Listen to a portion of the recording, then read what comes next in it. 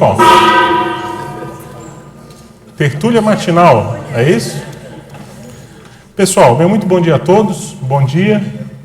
Sejam todos muito bem-vindos aqui à nossa atividade. Eu fico muito feliz com a presença de tantos colegas aí, intermissivistas, né, de trabalho, aí, de companheiros de trabalho. Queria agradecer também a equipe aí, organizadora do evento. Estou me sentindo uma estrela, porque você chega aqui de manhã cedo, as pessoas te trazem água, te arrumam tudo, te arrumam ali, fazem teste. Então, você fica, né, se achando a última bolachinha do pacote. Eu queria dizer para vocês, pedir licença a quem esteve ontem na tertúlia, no Círculo Mental Somático, que antes de começar aqui a falar do Calepino, eu vou passar uma pequena mensagem que ontem a gente debateu e conversou sobre isso, e hoje a gente chega aqui uma hora e meia mais cedo, e eu fiquei tendo uma inspiração bem clara dos amparadores. Então eu quero compartilhar com vocês uma ideia que eu acho que é importante nesse atual momento da CCCI, né? E a mensagem é em relação à importância da gente ficar unido, da gente ter a nossa união, tá? É isso aí. Vocês imaginem que a gente chegou aqui e é como se fosse, sabe, uma goteira que ficava falando união, união, união, união, união, fale de união, união, união, união, união. É mais ou menos isso. É um bato-pensênio, um processo de uróboro, né?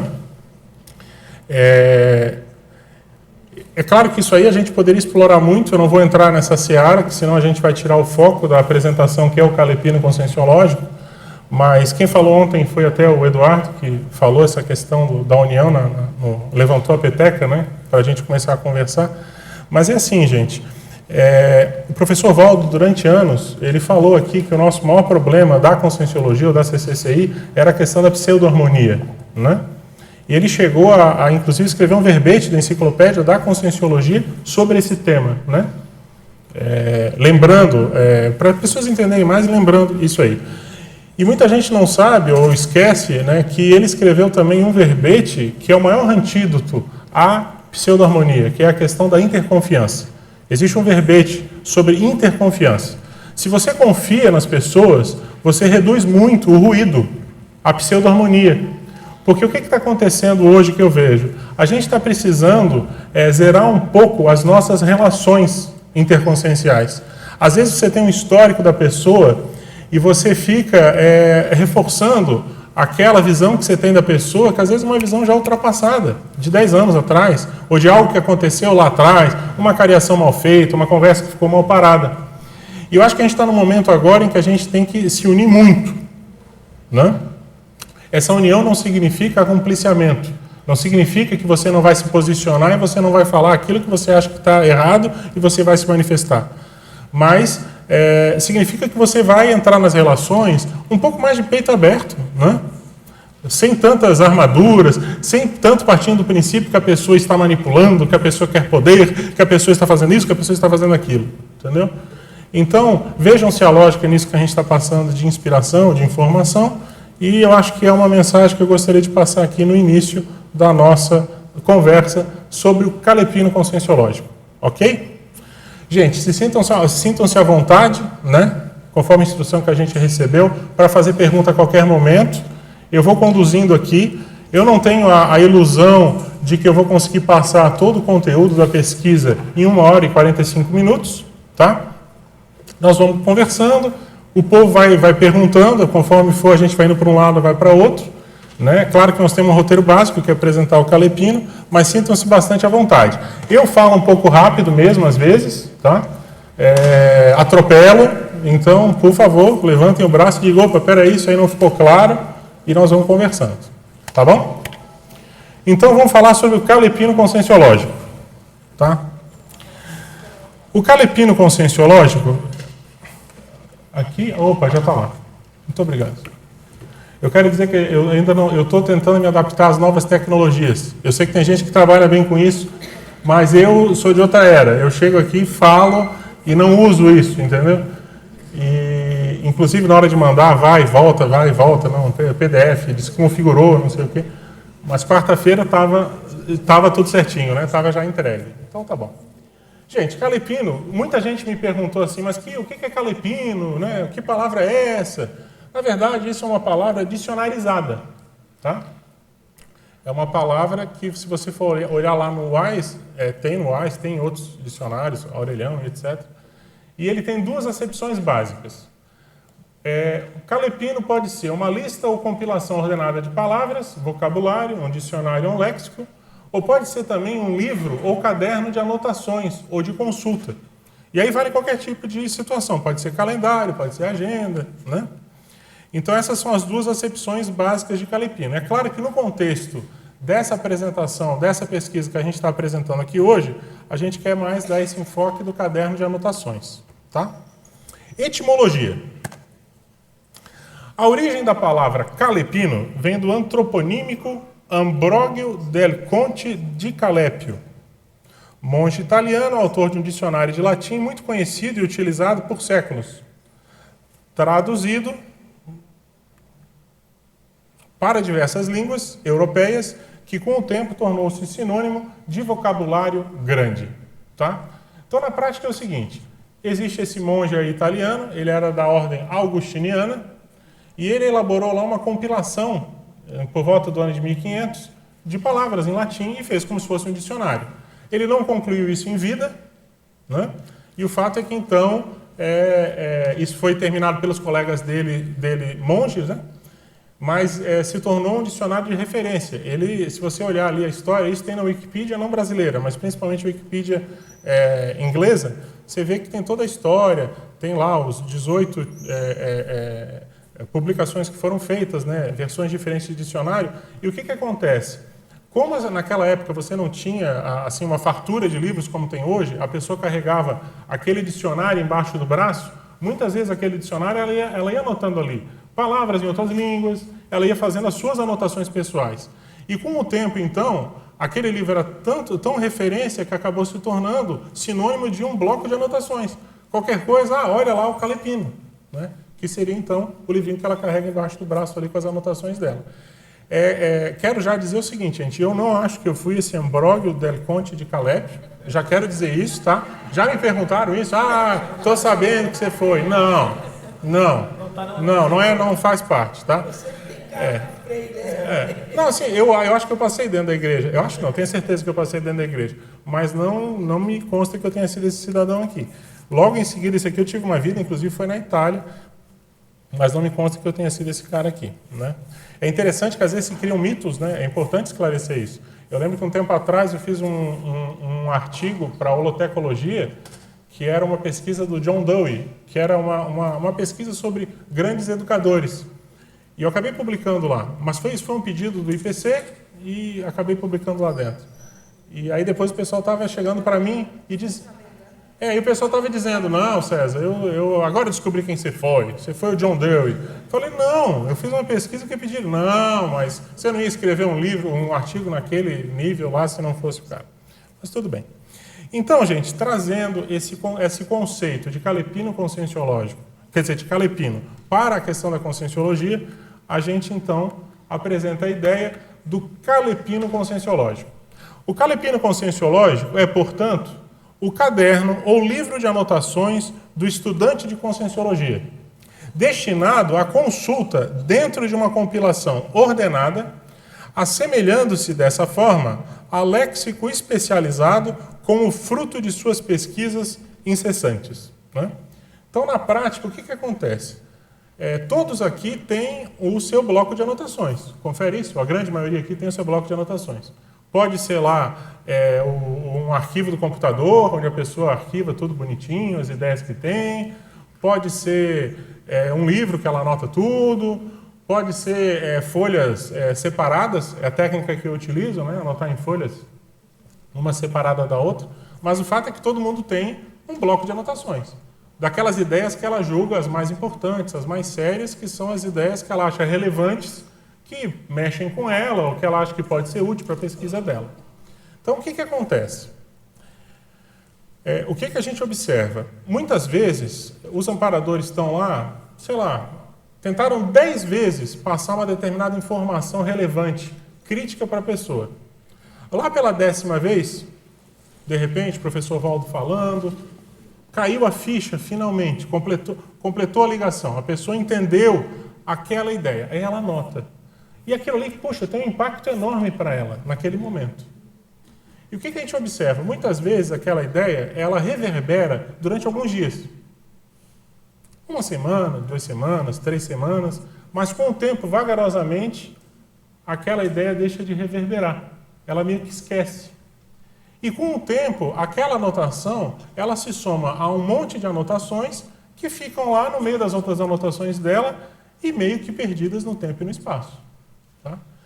Então, quando a gente fala de calepino conscienciológico, por que a gente trouxe esse tema aqui? Só sobre esse detalhezinho, gente, eu acho que eu seria capaz de fazer uma tertúlia inteira só sobre o porquê de escolher esse tema para trazer aqui. Mas indo já direto aos finalmentes, a conclusão que eu cheguei, a impressão que me dá é a seguinte, eu estava falando isso antes de começar a tertúlia. Mais do que o professor Valdo, que ficou aqui durante mais de década, falando um monte de coisa, falando inclusive para a gente se unir, diminuir a pseudo-harmonia, não virar cara um para o outro, manipulação de pessoas, aumentar a cultura democrática, seja o que quer que seja. Mais do que ele falou, a gente não vai conseguir, entendeu? Ficar aqui falando de novo. E o fato é que as pessoas têm acesso a essa informação.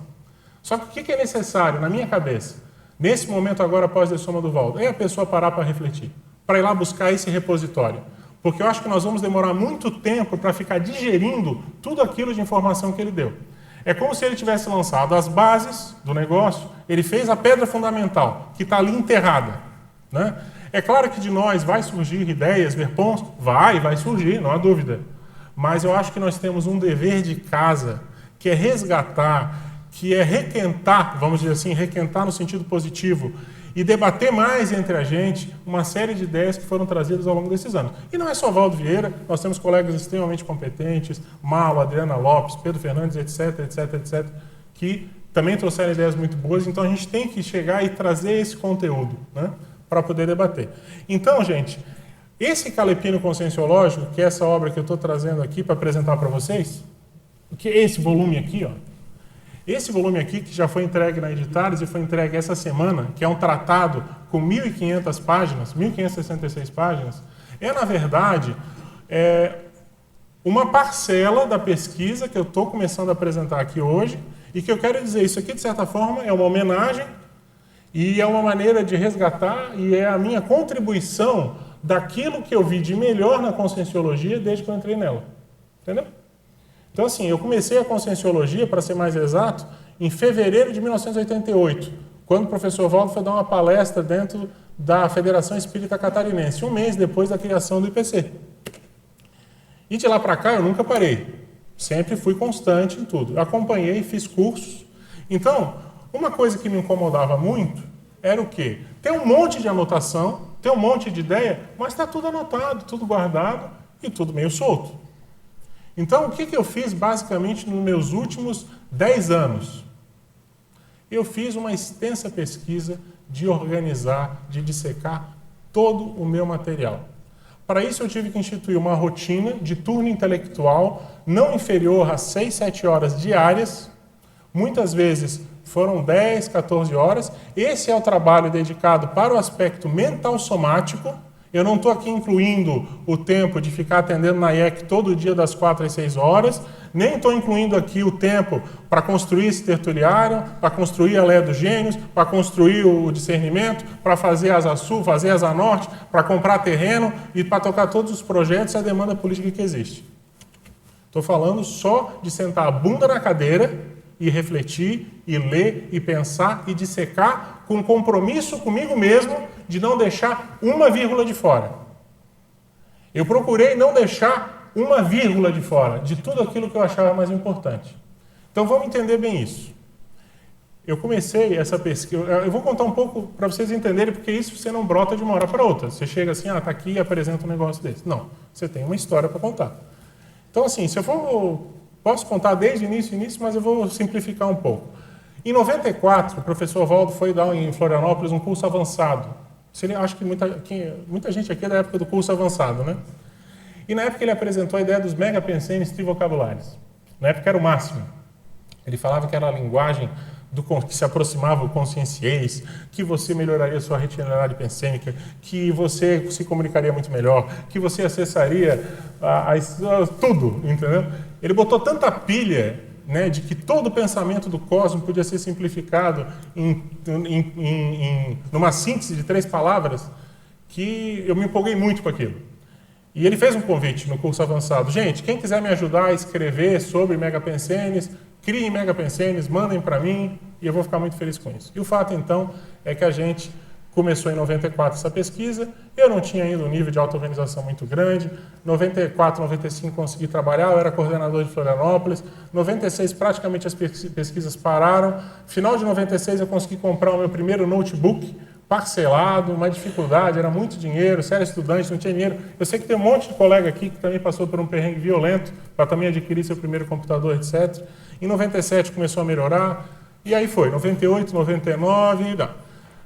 A grande guinada se deu quando em 2005 foi fundada a IEC e eu me mudei aqui para Foz do Iguaçu. A grande guinada foi essa. Porque você corta um pouco daqueles laços, daquelas ligações que você tem, das vezes aquelas rotinas que você já está meio acostumado, e você começa a estabelecer uma nova rotina de vida. Então, gente, eu estou tentando simplificar aqui uma década de história, tá? Eu posso, assim, eu estou dando uma comprimida, que daria para eu ficar falando muito sobre isso, sobre diversos vieses, inspirações e um monte de coisa que aconteceu. Mas o que acontece? Em 2005 eu vim para cá, e eu comecei a ter uma rotina muito prussiana. Eu tirei para mim que eu me sentia muito mal do professor Valdo ter publicado os tratados e já ter passado muitos anos eu não ter dissecado de forma adequada os tratados. Então, por exemplo, 700 experimentos eu tinha lido, mas uma leitura meio superficial, né? Sem muito... projeciologia também tinha lido, mas para preparar as aulas, não era uma leitura sistemática assim, daquela que tu disseca tudo. O Valdo tinha lançado o Reurbanizados, eu mal tinha tocado no Reurbanizados, e aquilo me fazia mal. Eu pensava assim, puxa, o Valdo está produzindo muito mais conhecimento e eu me sinto que eu estou ficando para trás e estou num processo de crise individual em relação a isso. Então, em 2005, quando eu vim para cá, eu tomei uma meta para mim, que era o quê? Colocar em dia a minha vida dentro da conscienciologia para eu me sentir bem comigo mesmo, para eu dizer assim, poxa, estou fazendo o que eu acho que eu tenho que fazer, ok? Então, eu não sei se vocês se lembram dessa época, mas eu cheguei a ter uma mesa lá na holoteca, cheguei a ter um computador lá, e eu tinha uma rotina bem prussiana, porque a Fernanda ainda não estava aqui, estava terminando medicina em Floripa, e então eu ia às 8 horas da manhã, quando abria a holoteca, eu ficava até perto do 11h30, meio-dia, lendo, dissecando o livro, correto, Laura? Depois eu basicamente vinha para cá, assistia a tertúlia do Valdo, voltava para lá, ficava das 3 às 7, depois comia alguma coisa e ficava das 7h30, 8 horas, até 11 da noite, meia-noite, 1 da manhã. Mas o que eu fiz nesse meio tempo? Eu comecei então a dissecar primeiro todas as obras do Valdo, os tratados de referência. Depois disso, eu comecei a dissecar todas as obras da conscienciologia, todos os livros que estavam publicados. Quando eu falo de secar, gente, eu quero falar para vocês que é uma leitura dentro dessa linha de não deixar uma vírgula para trás. Então é assim, ó, eu estou abrindo aqui para mostrar para vocês. Isso aqui, ó, é o Homo sapiens reurbanizado, tá? O Homo sapiens reurbanizado feito por mim, lido por mim. Não sei se vocês estão conseguindo acompanhar aqui, ó. Quando eu falo de secar, aqui, ó, quando eu falo de secar, é você ler tudo. Se tiver uma palavra que você não entende, você para, você vai olhar lá no dicionário para entender o que é aquela palavra. Se você tiver um raciocínio que você não entende, você para. Você fica, às vezes, 1 hora para entender aquilo que o professor Valdo queria falar, entendeu? Porque não pensa que você lendo Valdo Vieira de maneira leviana, você vai entender Valdo Vieira. Você tem que ler, reler, às vezes, aquilo ali várias vezes, para você ir tirando as camadas e aprofundando aquilo que ele chamava de entrelinhamento lógico. Ok? Então foi isso que eu fiz, gente. Todos os meus livros, eles são assim. Todos os livros dissecados. Então eu dissequei todas as obras da conscienciologia, todos os tratados, todos os livros que foram publicados, todos os journals, todas as consciências, e depois, por último, eu peguei a enciclopédia da conscienciologia. Os 11 volumes, os 8 volumes que foram publicados na 6ª edição escrita, E aí nós fizemos mais 2 volumes, que equivalem a 3 volumes desse aqui de 800 páginas, mais ou menos, 700 páginas, né? Que é como se fosse 14 volumes de 800 páginas, mais ou menos isso. Por quê? Porque eu estabeleci como linha de corte, para vocês entenderem a pesquisa. Janeiro de 2016, então eu li tudo que saiu até janeiro de 2016, e no caso do Valdo Vieira, eu estabeleci como linha de corte a tertúlia número 2263, que foi quando o Valdo passou o bastão das tertúlias adiante. Para a gente aqui, que até hoje é brilhantemente conduzido pelos nossos colegas, todo dia aqui ao 12h30. Então, o que acontece? Eu peguei todo esse material e fui lançando dentro do computador. Ok? Junto com isso, o que eu fiz? Eu peguei todas as minhas anotações de todos os cursos que eu fiz na minha vida inteira e lancei tudo isso dentro do computador. Ok? Tudo. E eu falo não só de Conscienciologia. Pode falar, ó.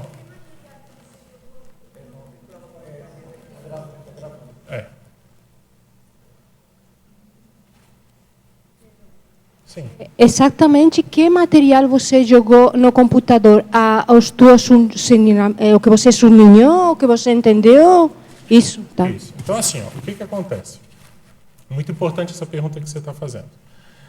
Quando eu comecei a digitar Mega Pensenes Trivocabulares.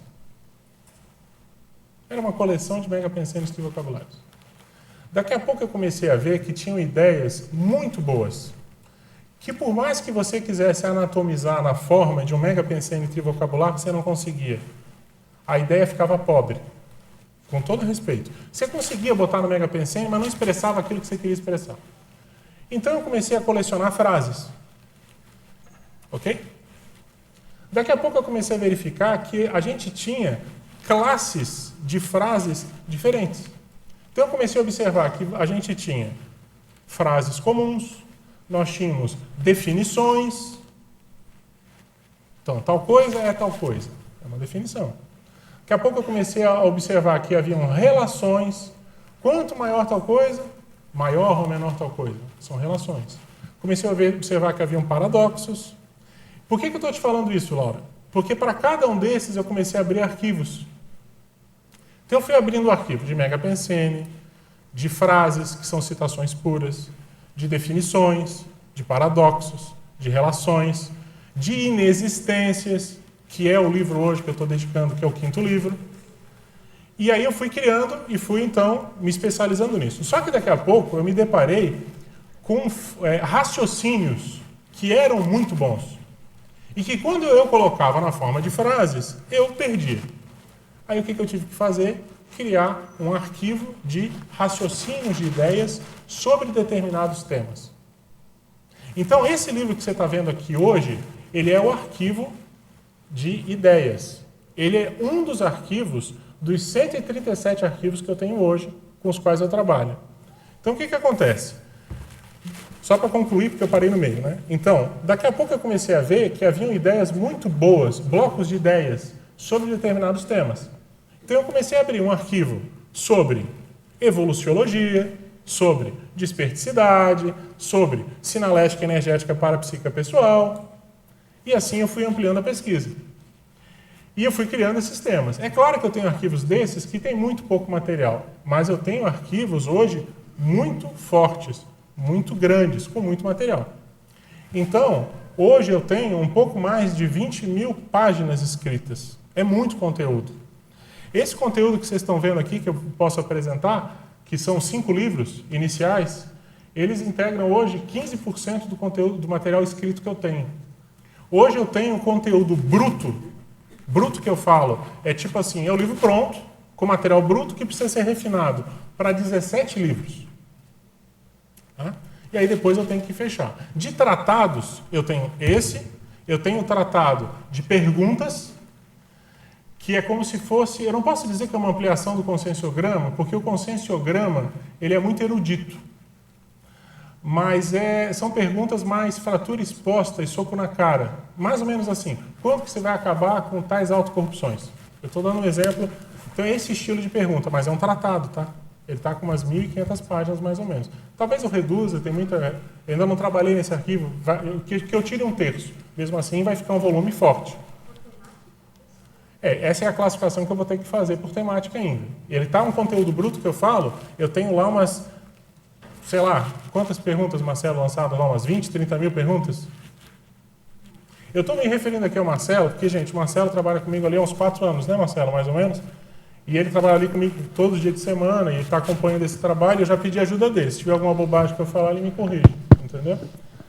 Mas, então é isso, esse é um segundo tratado. Existe um terceiro tratado que eu acho muito sério, que são os princípios que regem as especialidades da Conscienciologia.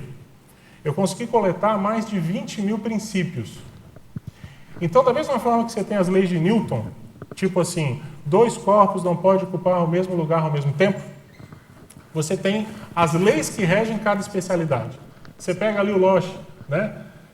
Toda proexis é adaptável ao contexto, você pode redigir, mas o cerne é esse, que a proexis é adaptável. Esse é um princípio da proexologia.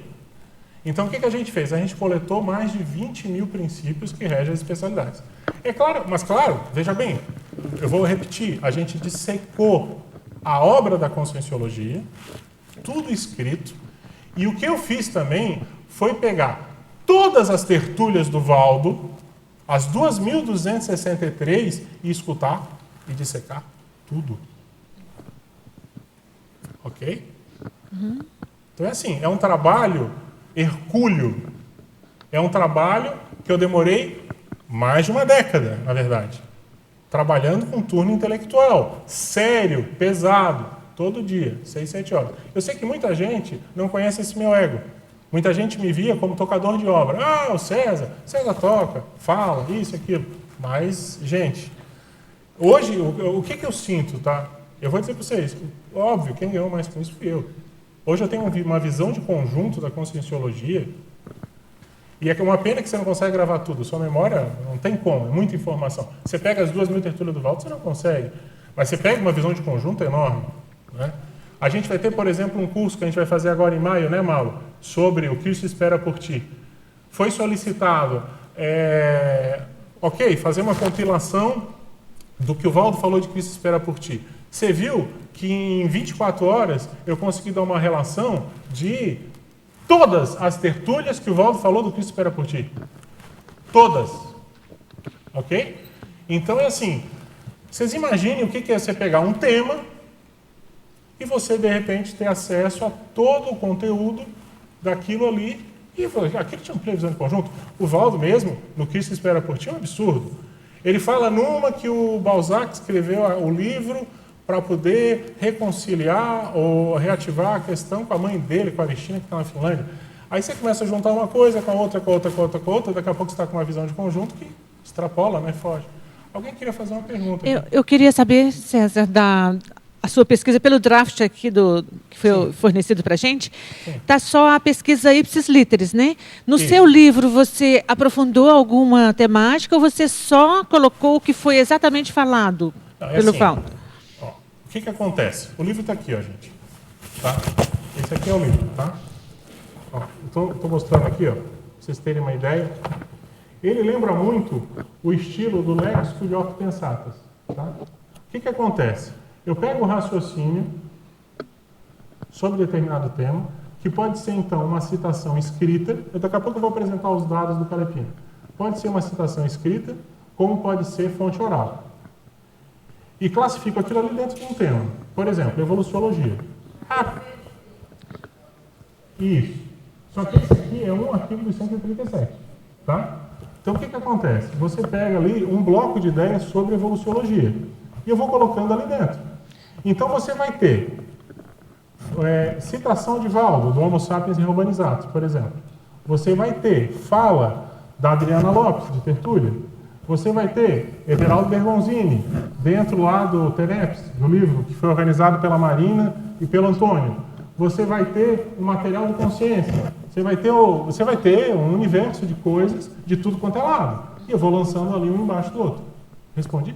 Entendi. Então, você, César Cordioli, não aprofundou nenhuma tema, você compilou, né? Isso. É isso? Tá bom. Agora, o que acontece? Esse livro aqui, ele é um livro... eu vou dizer como é que eu organizei a pesquisa. Cada um vai ter o seu critério da sua pesquisa que for fazer, mas é assim. Eu tive um critério que eu lancei no Calepino, somente ideias retiradas desse contexto, ou citação escrita ou sala de aula. Quando eu me mantinha bastante fiel àquilo, eu considerava que eu me mantive bastante fiel àquilo que foi falado pelo professor, eu tomei a liberdade de citar e atribuir a autoria. Quando eu pegava... Desculpe, gente, eu tô com um pouquinho de tosse alérgica, eu preciso tomar água, e se eu der umas tossidas meio fria, ninguém estranha, tá? Mas é o seguinte, quando eu pego e eu adapto muito aquilo que está sendo falado, eu não coloco a referência. Por quê? Porque eu vou me sentir desconfortável de estar atribuindo uma fala à pessoa que de fato não falou aquilo daquele jeito. E eu vou dar um exemplo daqui a pouco com um excerto da tertúlia do Valdo, para vocês entenderem exatamente esse trabalho pelo Calepino. E é por esse motivo que eu botei entre aspas. Porque eu sei que uma citação clássica, sem referência, ela não é colocada entre aspas. Mas eu coloco entre aspas porque, para mim, no meu critério, até para eu poder me organizar dentro dos meus achados, ela está entre aspas porque eu retirei de alguém. Quando é a minha pensata, ideia só minha, que eu digo com os amparadores, aí eu lanço no outro arquivo, que é o meu arquivo de pensatas, que hoje está com 300 e poucas páginas, tem umas 2.000 e poucas pensatas escritas. Entendeu? É tá isso aí. certo. Obrigada, César. Redundância.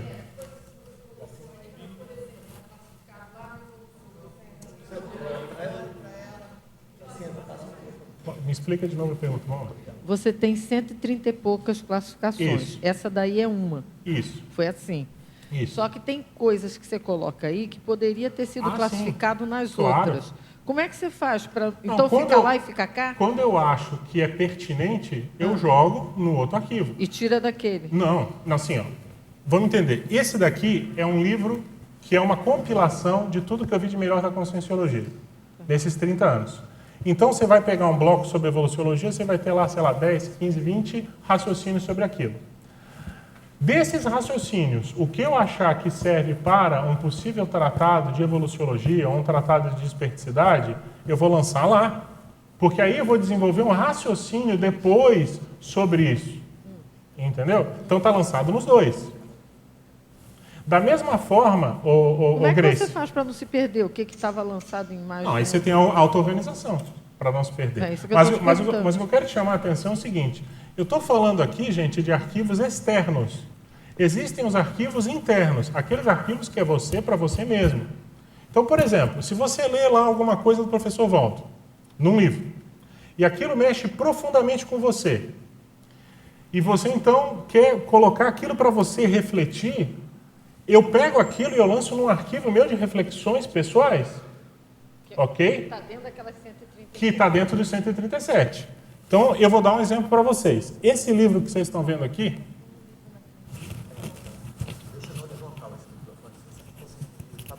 Tá bom? Eu peço desculpa, porque a gente está ainda pegando aqui a mão. Tá, mas então assim, ó, gente. Esse livro aqui, ó, ele é um livro de um exemplar só. Ele é um livro feito para mim mesmo. Tem 700 páginas. Ok? Ele é baseado num verbete do professor Valdo, da Enciclopédia da Conscienciologia, chamado Agenda de Autopensionização. Se vocês lerem esse verbete, vocês vão ver que a ideia é mais ou menos o seguinte. Você tem que ter um repositório de ideias para aproveitar o seu tempo.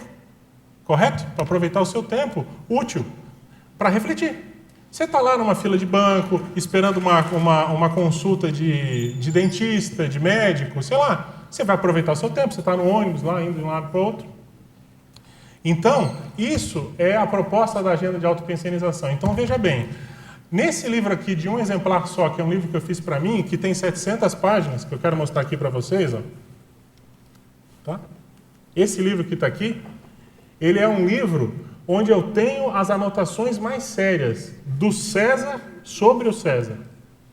Então, veja bem, esse livro aqui, se vocês quiserem entender o que é o César, a essência, o core dele, as dificuldades dele, as crises dele, as autocríticas, os trafais, os trafares, os trafores, as inspirações extrafísicas, tudo que é mais sério, está tudo aqui dentro.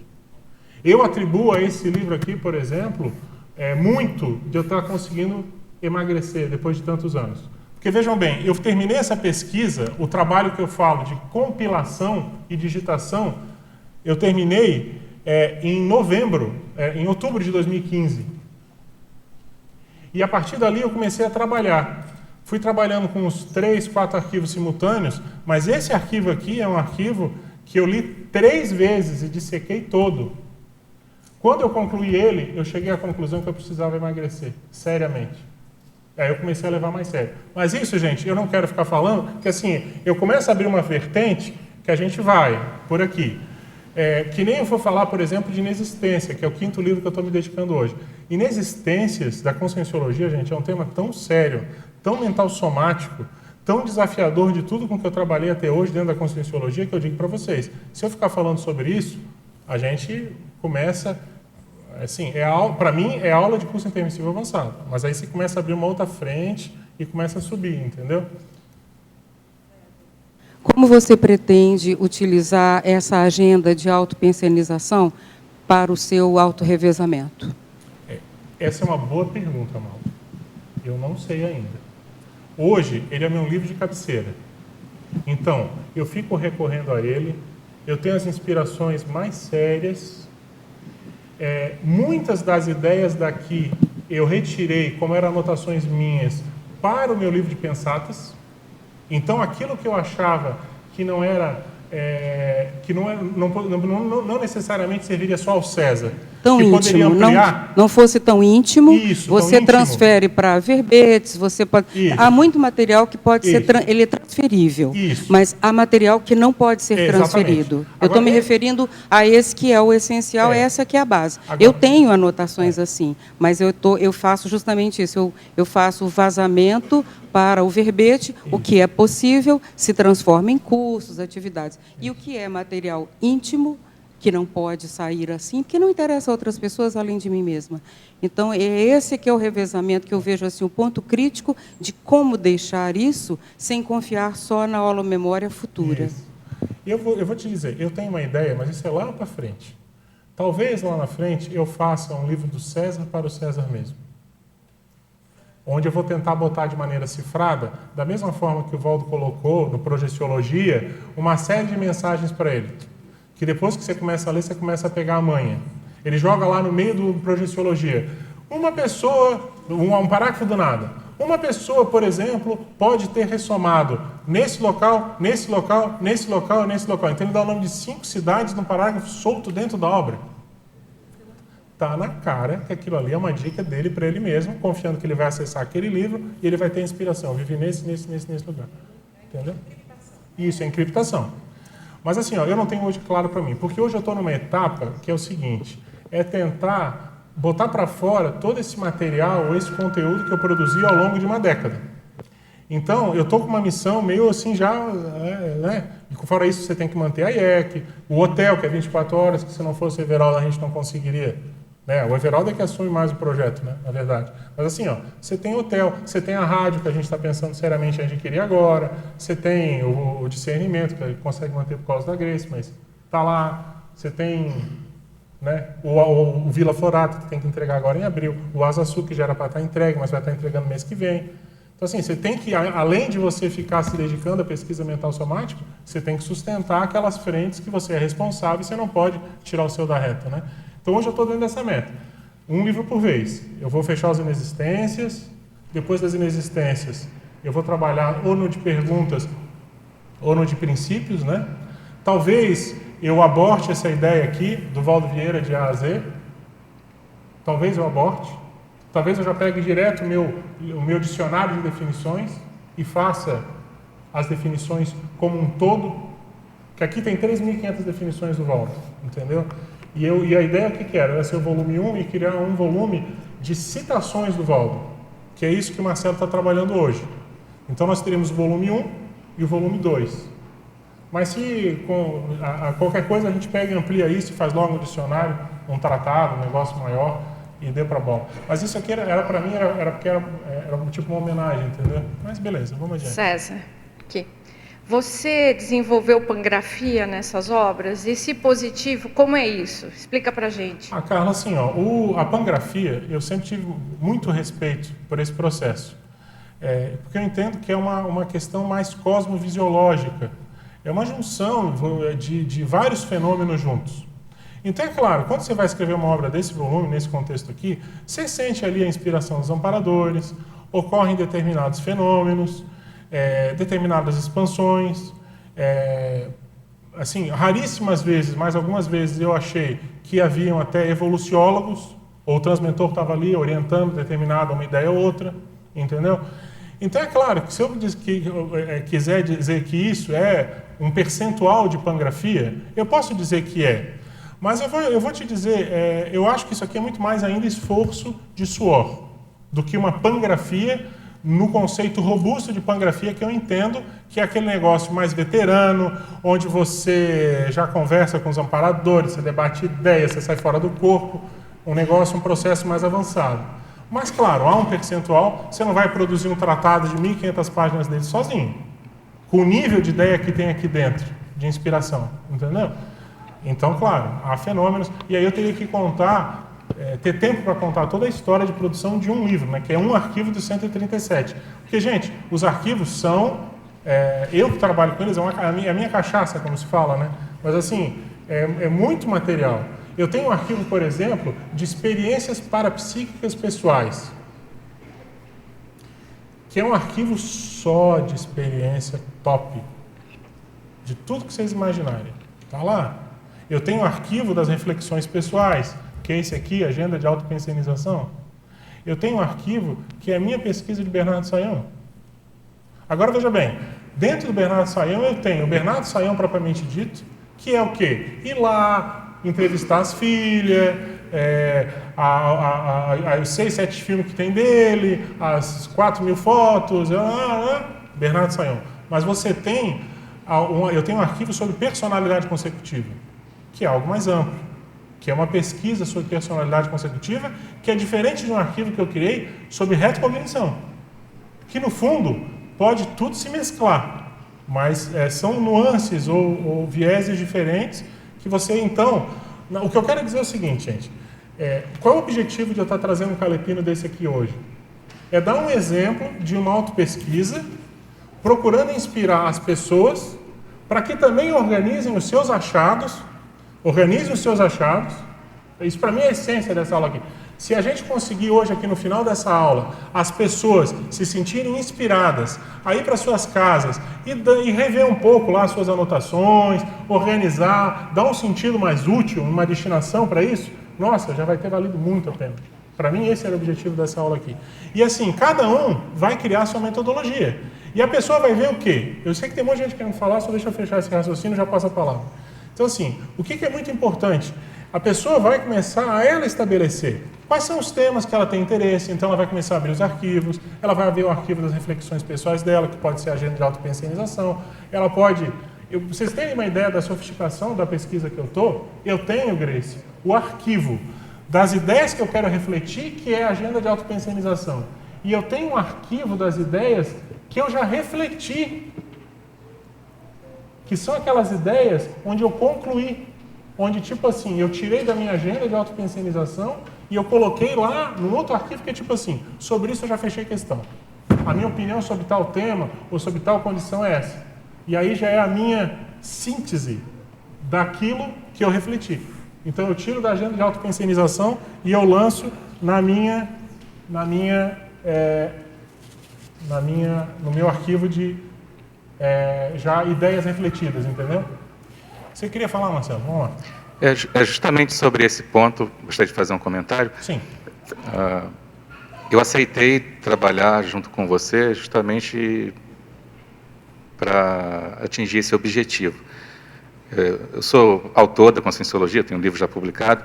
Muitas pessoas já vieram pedir ajuda, de vez em quando vem alguém pedir ajuda, orientação de como começar a escrever. E eu acho que o que você está apresentando aqui é um exemplo vivo do que um pesquisador que quer ser escritor deve fazer. Qualquer escritor experiente sabe que para você publicar 100 páginas de qualidade, não qualquer coisa, mas de qualidade, você tem que ter pelo menos 1.000, 1.500 na gaveta, né? Aquilo ali é o seu repositório, a sua matéria-prima, né, o seu material bruto para lapidação.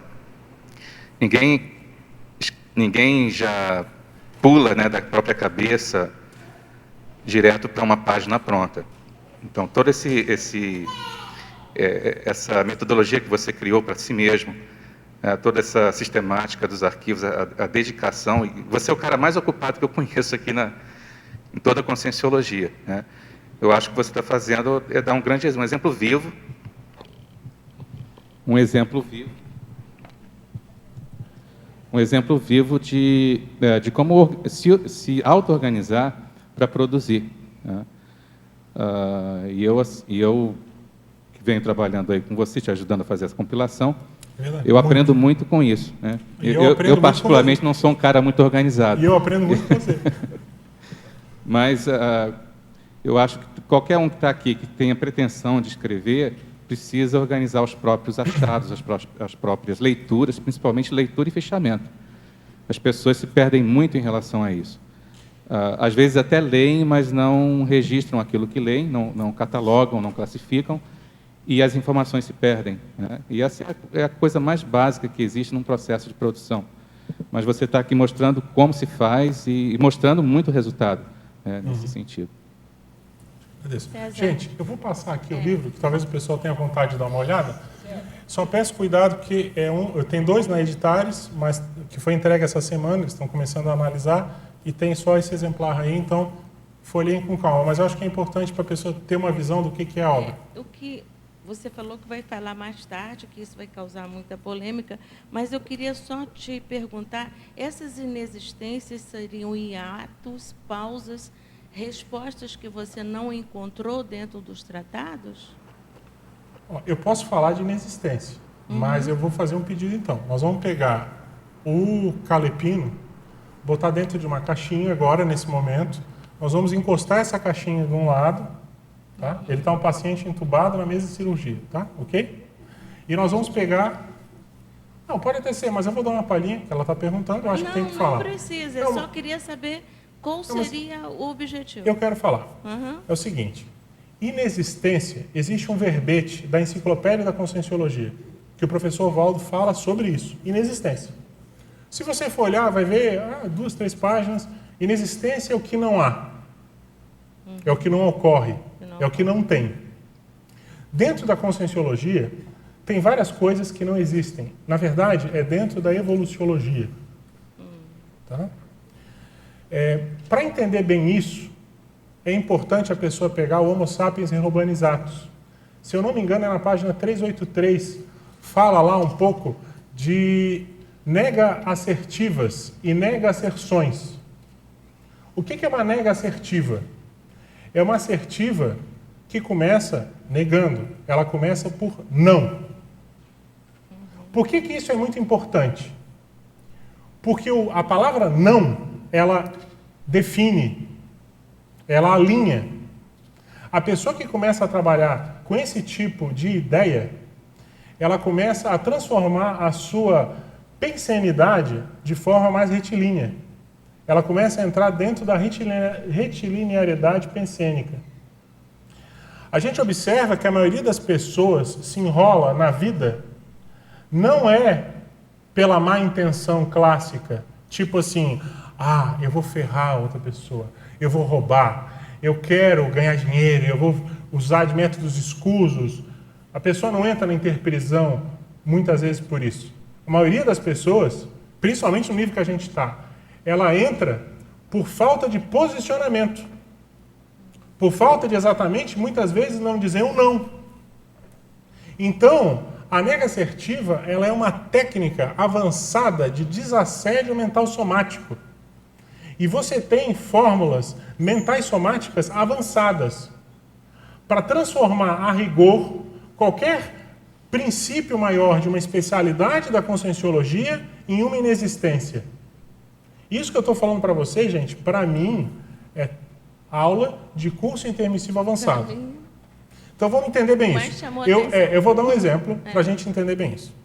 Pegue um princípio da conscienciologia que você conhece. Um princípio. Princípio da descrença. Não acredite em nada. Você pode transformar isso numa inexistência. Não existe nada em que você deva acreditar. Submeta tudo ao seu senso crítico. É a mesma frase, mas ela está adaptada para um contexto de inexistência. E como é que você faz isso? Você faz isso através de fórmulas mentais somáticas.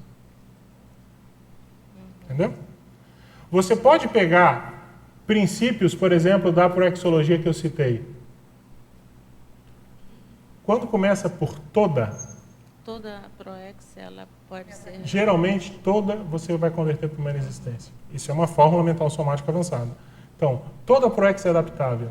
Não existe proexis inadaptável. Aí você tem as formas, Mauro. Você pode falar não existe, você pode falar inexiste, não há, eu nenhum.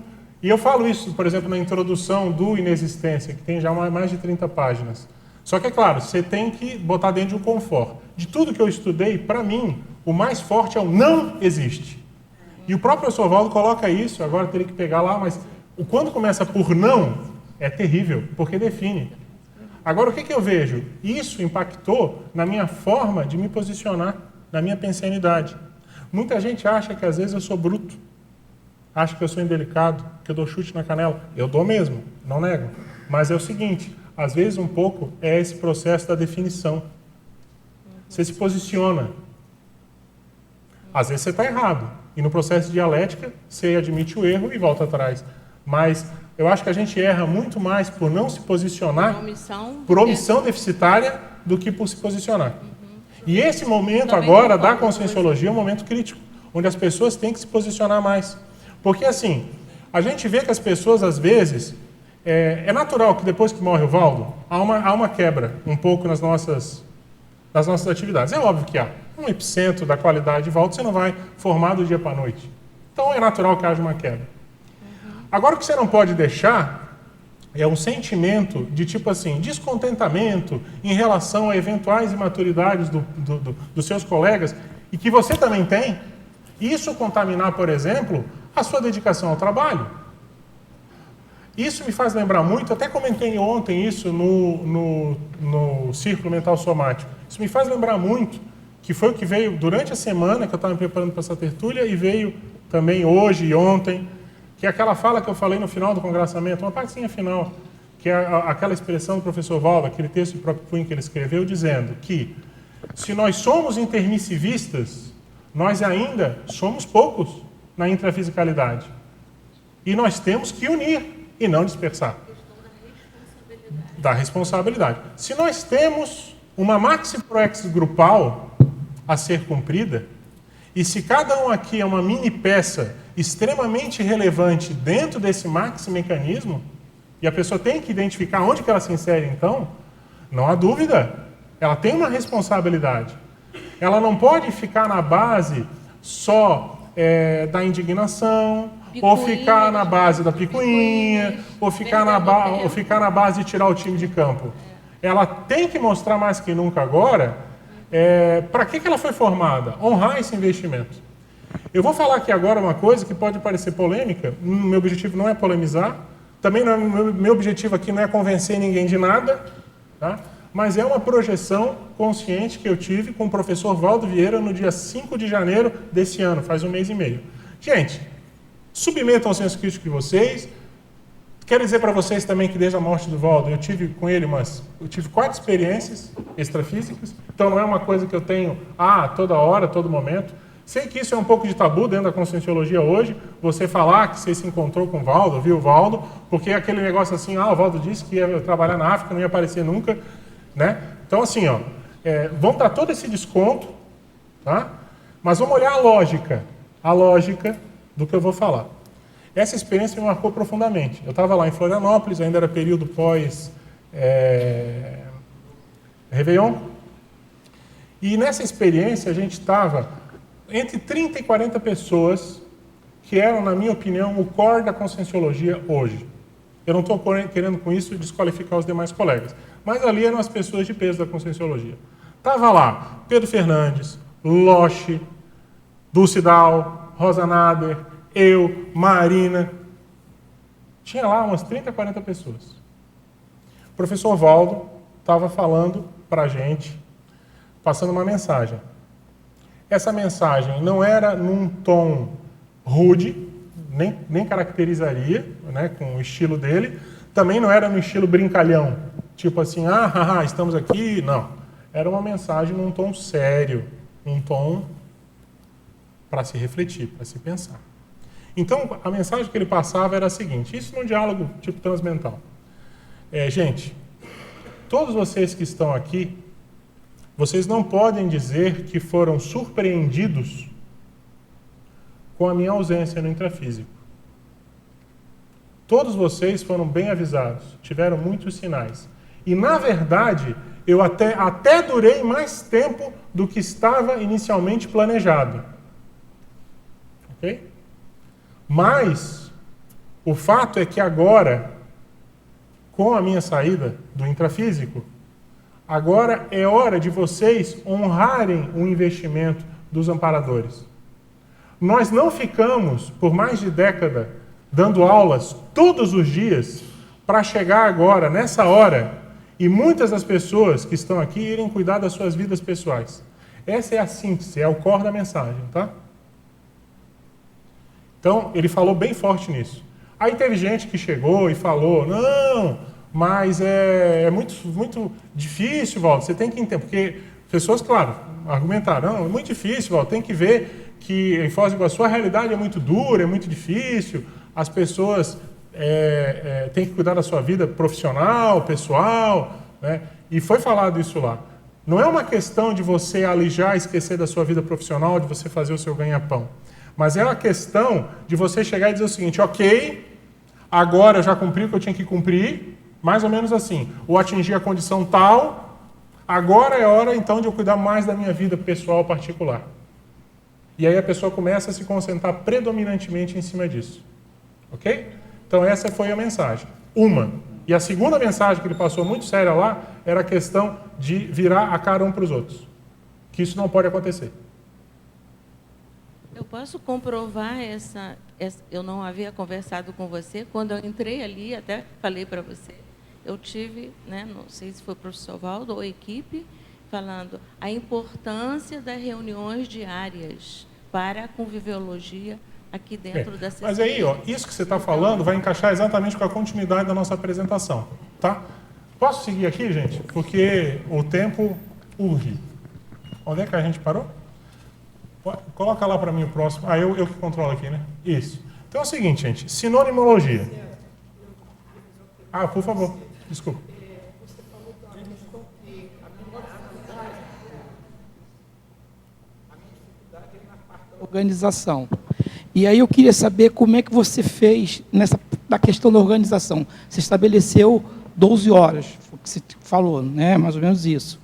Nessas 12 horas, você desligou o celular, qual foi o seu procedimento para você poder fazer esse processo de organização e a metodologia de você criar as pastinhas? É isso que eu queria. Júlia, assim, ó, eu posso falar também muito sobre isso, mas a síntese que eu posso falar mais séria é, comece.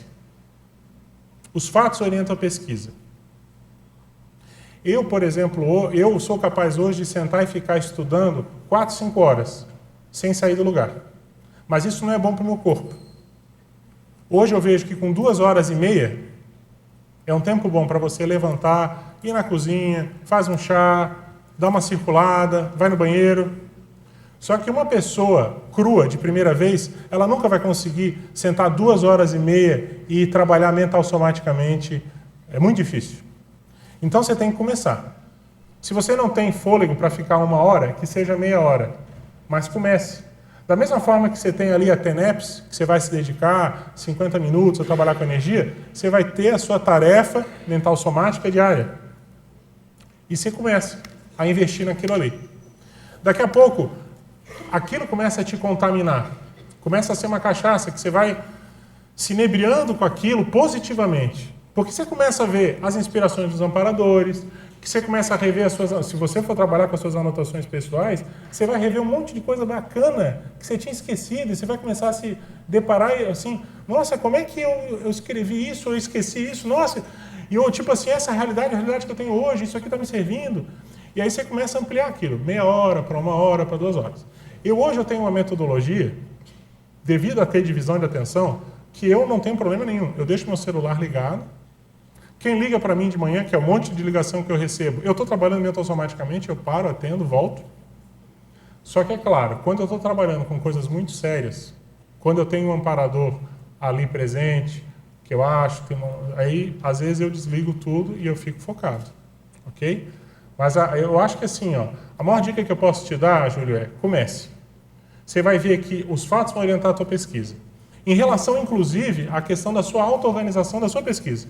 Você vai ver que você vai ter necessidade de botar um arquivo de suas experiências pessoais, das ideias que você quer refletir, das conclusões que você chegou, do seu livro de credores, grupo kármicos, que são as pessoas que você se sente devedor, e etc, etc, etc. Aquilo começa a ampliar. É inevitável. Você começa a se organizar, as inspirações começam a vir e você começa a categorizar. Tá bom? Mas, gente, vamos continuar então? Alô, César? Sim? Só uma coisa, eu não queria deixar... Aqui, ó, desse lado... Fala aí, Magalhães. Eu só que não queria deixar de falar uma coisa, porque quando você falou sobre a inexistência e você falou sobre posicionamento, a falta de posicionamento e a nega assertiva, eu fiquei pensando aqui, como seria bom ter um curso sobre isso.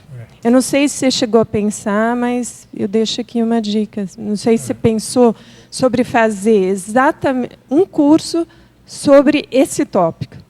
Eu teria que fazer. Talvez, quando a gente tiver o livro pronto, que esse livro das inexistências, eu terminei a classificação.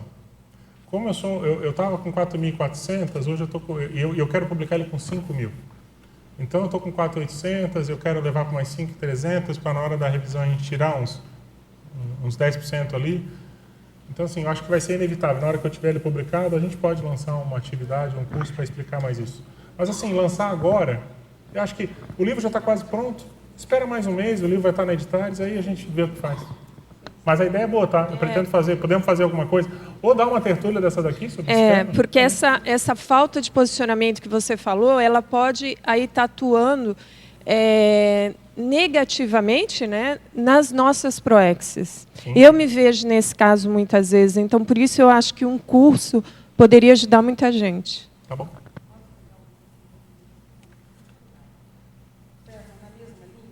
Sim. O curso livro, de fato, ele ajuda muito, né? Porque ele vem embasado com material didático ou paradidático que a pessoa tem que estudar por ela. O curso pelo curso, não.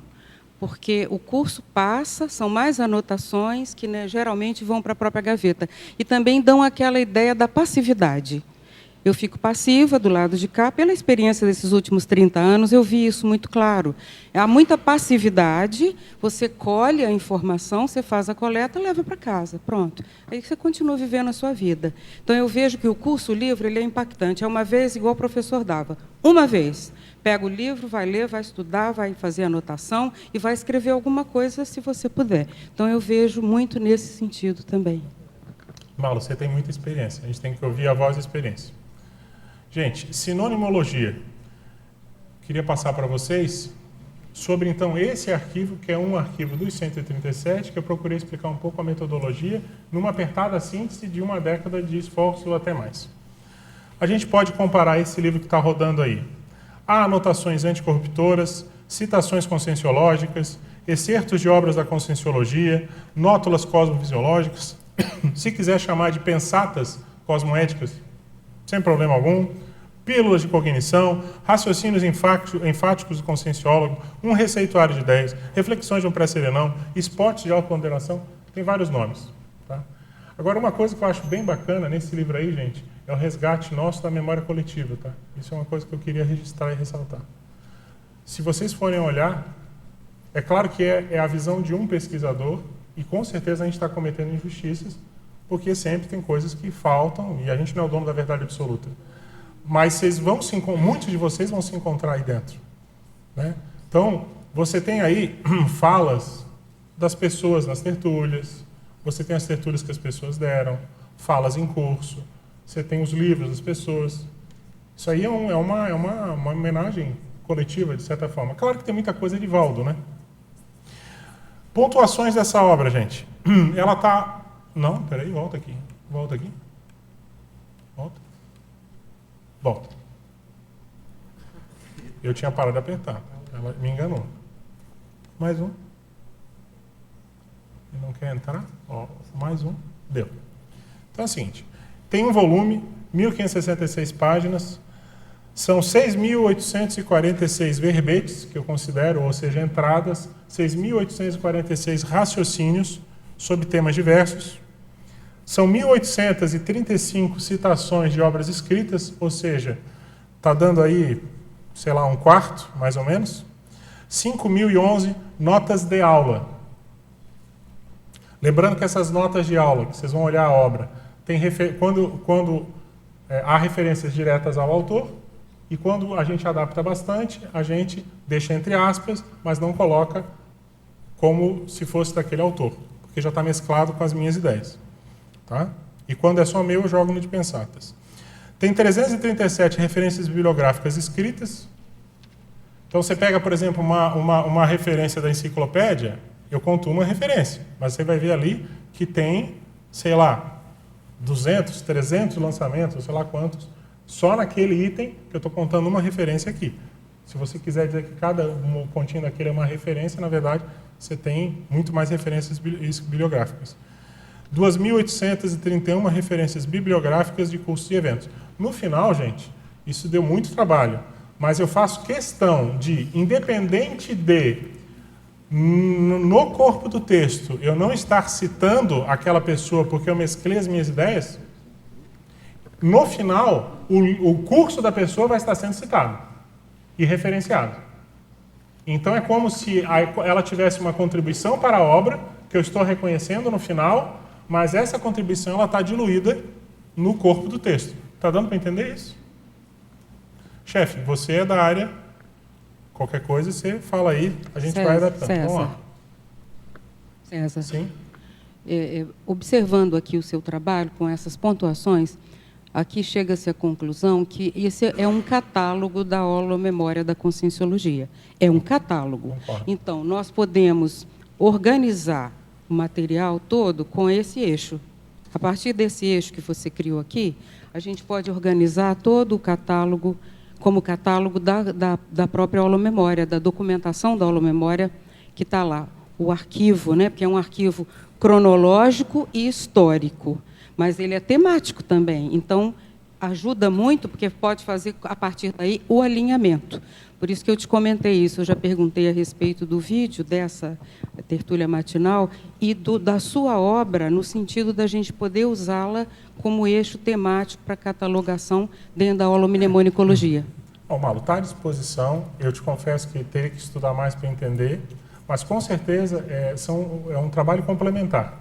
Se você pega, por exemplo, essa exaustiva referência bibliográfica, que eu falo que deu um trabalhão enorme, por ali você vai ver um monte de gente que passou na Conscienciologia, um monte de curso, que às vezes pode não estar na holomemória, que às vezes você olha lá e você identifica, puxa, mas tem isso aqui que está fora. Está fora. Então, eu e acho coisas que vão complementar, porque lá você vai encontrar também Isso. documentação que talvez você não tenha. Exatamente, exatamente. Uma coisa complementa a outra. Agora, eu quero dizer, gente, procurei ser muito democrático, tá? Em relação a essa obra. É aquilo que, no meu viés, eu achei de melhor. Então, eu não tive preocupação se a pessoa está na Conscienciologia hoje, se não está. Lá não há essa preocupação também, não. Se eu não conheço, a pessoa publicou, está aqui dentro, está Mesma incorporado coisa. ao acervo, está na obra. Depois a gente avalia como é que fica. Muito bom, obrigada. Aqui no Exemplologia, no turno intelectual, por exemplo, você tem autoridade moral sobre esse tema, né? Tem uma fala aqui do professor Valdo, é isso? Turno intelectual, na página direita, lá embaixo. Aproveitar todo o seu tempo ao máximo. Ah, tá aqui. Sim. Aí tem a fala do professor Valdo. Eu queria saber, assim, na tua visão, o que falta, já que você tem tanta produtividade mental somática, porque eu sempre me perguntei assim, né? Que eu escrevo, mas eu falo, poxa, por que o pessoal que não tem filho faz, né? Entendo. Porque eu penso assim, quem não tem filhos tem mais tempo para fazer o que você está fazendo. Até me surpreendeu.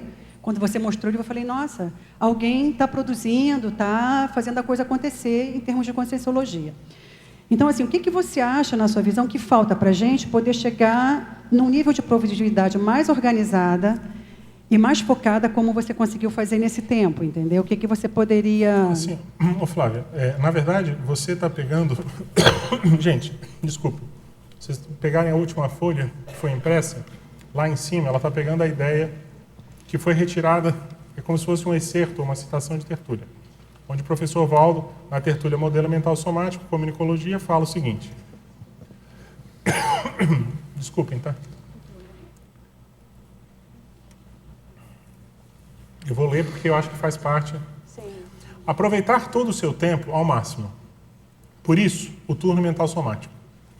Perdemos muito tempo em inutilidades, porque tem um rolo compressor das inutilidades onipresentes, em todo lugar, a toda hora. Por que as pessoas demoram a fazer o que deviam fazer? Estão envolvidas com besteira.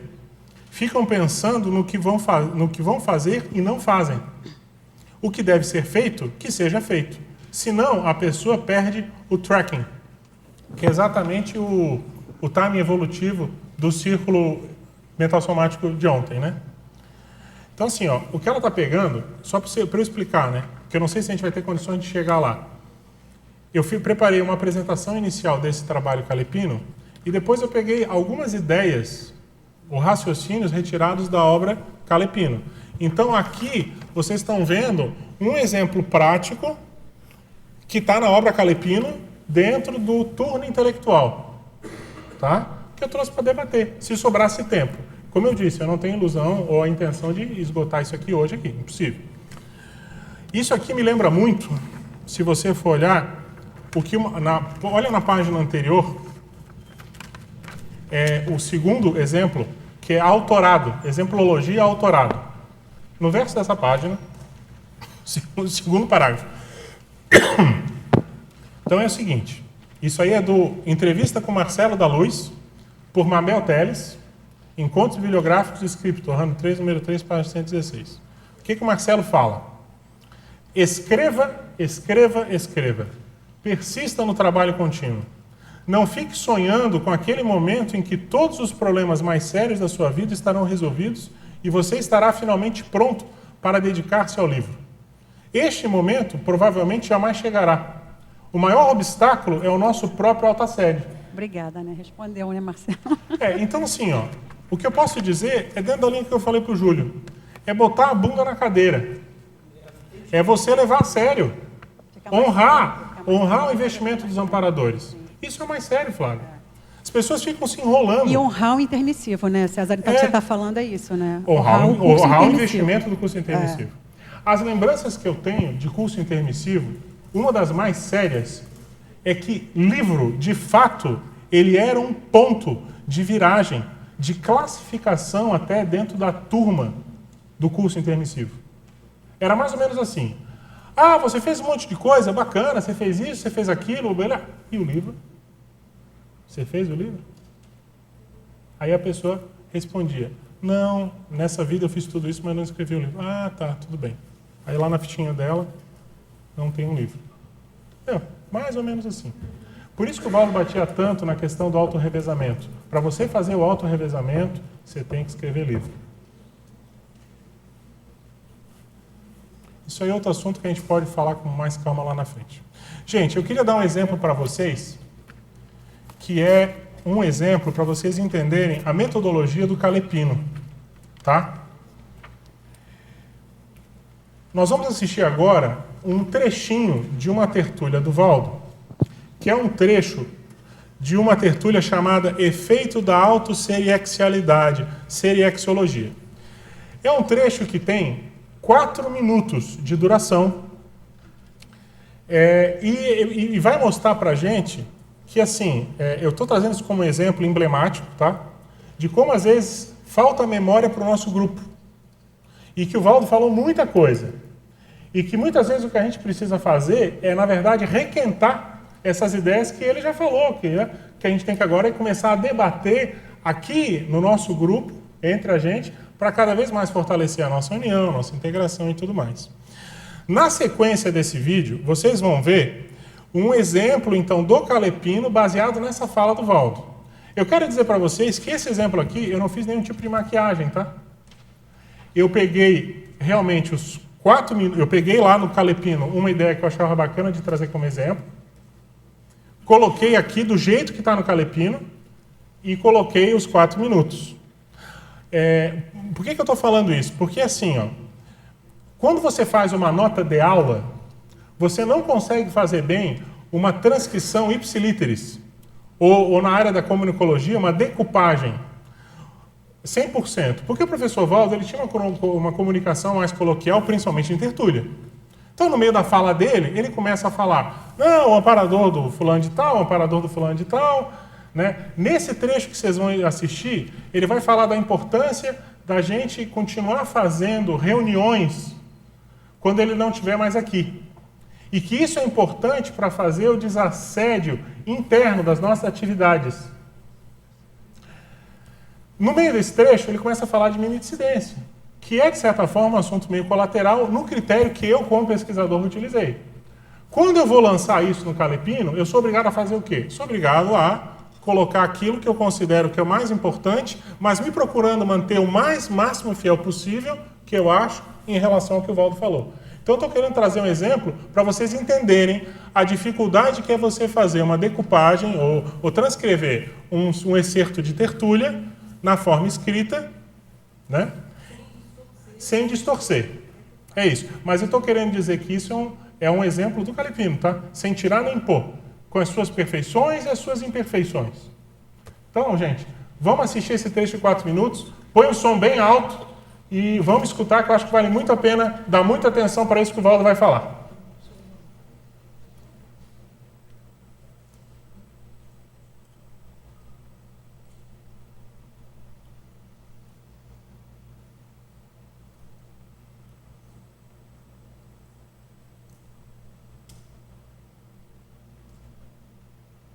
Quero dizer para vocês, amanhã não estou aqui. Vocês devem continuar tendo reuniões, se for possível até diárias, mesmo sem mim. Que isso ajuda o obtenção de vocês. Muitas das minhas vidas passadas eu me saí bem devido ao processo o assento disciplinar da organização permanente. Vocês estão entendendo o que eu estou dizendo, né? Então, isso influi sobre vocês positivamente, mais do que vocês têm hoje capacidade de entender até o momento. Vocês vão começar a entender isso daqui para frente. Entende? Então, a gente aproveitar as companhias, mas cara a cara, da boca para o ouvido, olho no olho, nariz no nariz, isso é muito mais sério do que a gente pensa. Então, o problema, por exemplo, físico, na hora que a pessoa está junto, ele fica mais extrafísico. Não, observa só a minha observação. Você entendeu isso, Adriano? Quando a gente tem um convívio mais chegado, estreito, isso é muito sério. Vocês já notaram uma coisa? Eu quero só lembrar para vocês. Olha aqui, ó. Todos os verbetes trazem uma relação que eu falo o seguinte. Em respectivas especialidades, temas centrais, evidenciando relação estreita com o tema do verbete.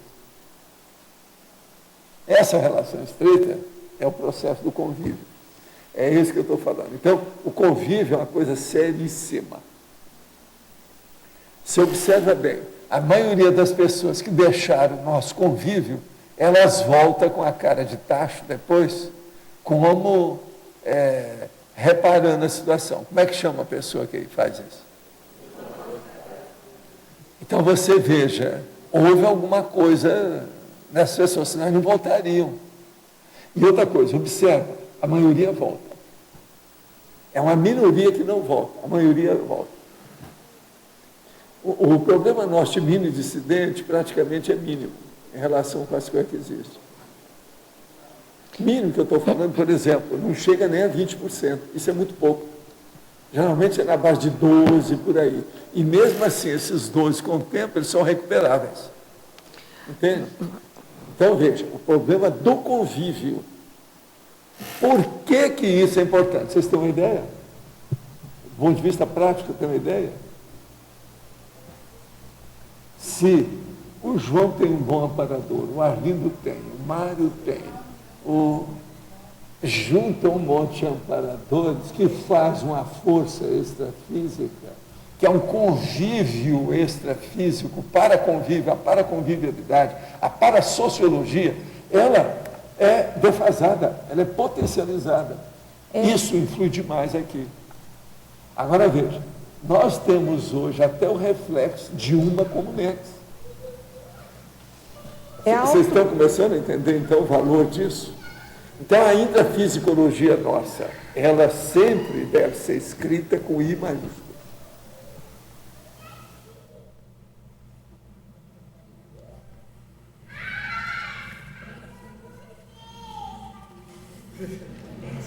Estamos tendo uma participação especial aí, gente. Isso é muito bom. Gente, eu quero dizer que esse vídeo ele está disponível a partir das 11 horas, quem quiser rever, youtube.com/tertuliária. Tá? Agradeço ao pessoal aí que editou para essa apresentação. Então vamos ver um exemplo. Vocês escutaram esses 4 minutos, o Valdo falando da importância da gente manter atividades diárias, ele já deu o bizu. Que isso era importante para fazer o desassédio interno das nossas atividades de organização interna. Ele entra falando de mini-dissidência e ele fecha falando, para mim, que é cada um vai ter um ponto que vai chamar a atenção. O que me chamou muita atenção, que a ficha não tinha caído, é a questão de você ter a questão da potencialização do trabalho das equipes extrafísicas, da equipe extrafísica. Porque cada um tem o seu amparador na hora que você põe junto, né? E aí começa a ter uma influência extrafísica. Que eu acho que é um pouco esse dever de casa que a gente está faltando. Um pouco naquela das nossas atividades, é porque o Valdo aqui estando todo dia fazendo atividade, e eu não sei se a gente teria condições de estar todo dia aqui com uma atividade dessa, mas a gente teria que começar a fazer alguma coisa nesse sentido. Me parece que naquele momento que estava aqui, a gente também, claro, você aprendia com o Valdo, mas você aproveitava que o cara estava aqui, que o outro estava ali, você já resolvia administrativamente. Pode ser. Pode ser. Tem que valorizar mais as tertúlias, né? É isso que você está falando. A gente observa, às vezes a pessoa vem para o CAEC, fica dispersa, batendo papo, com todo respeito, gente, isso é importante também.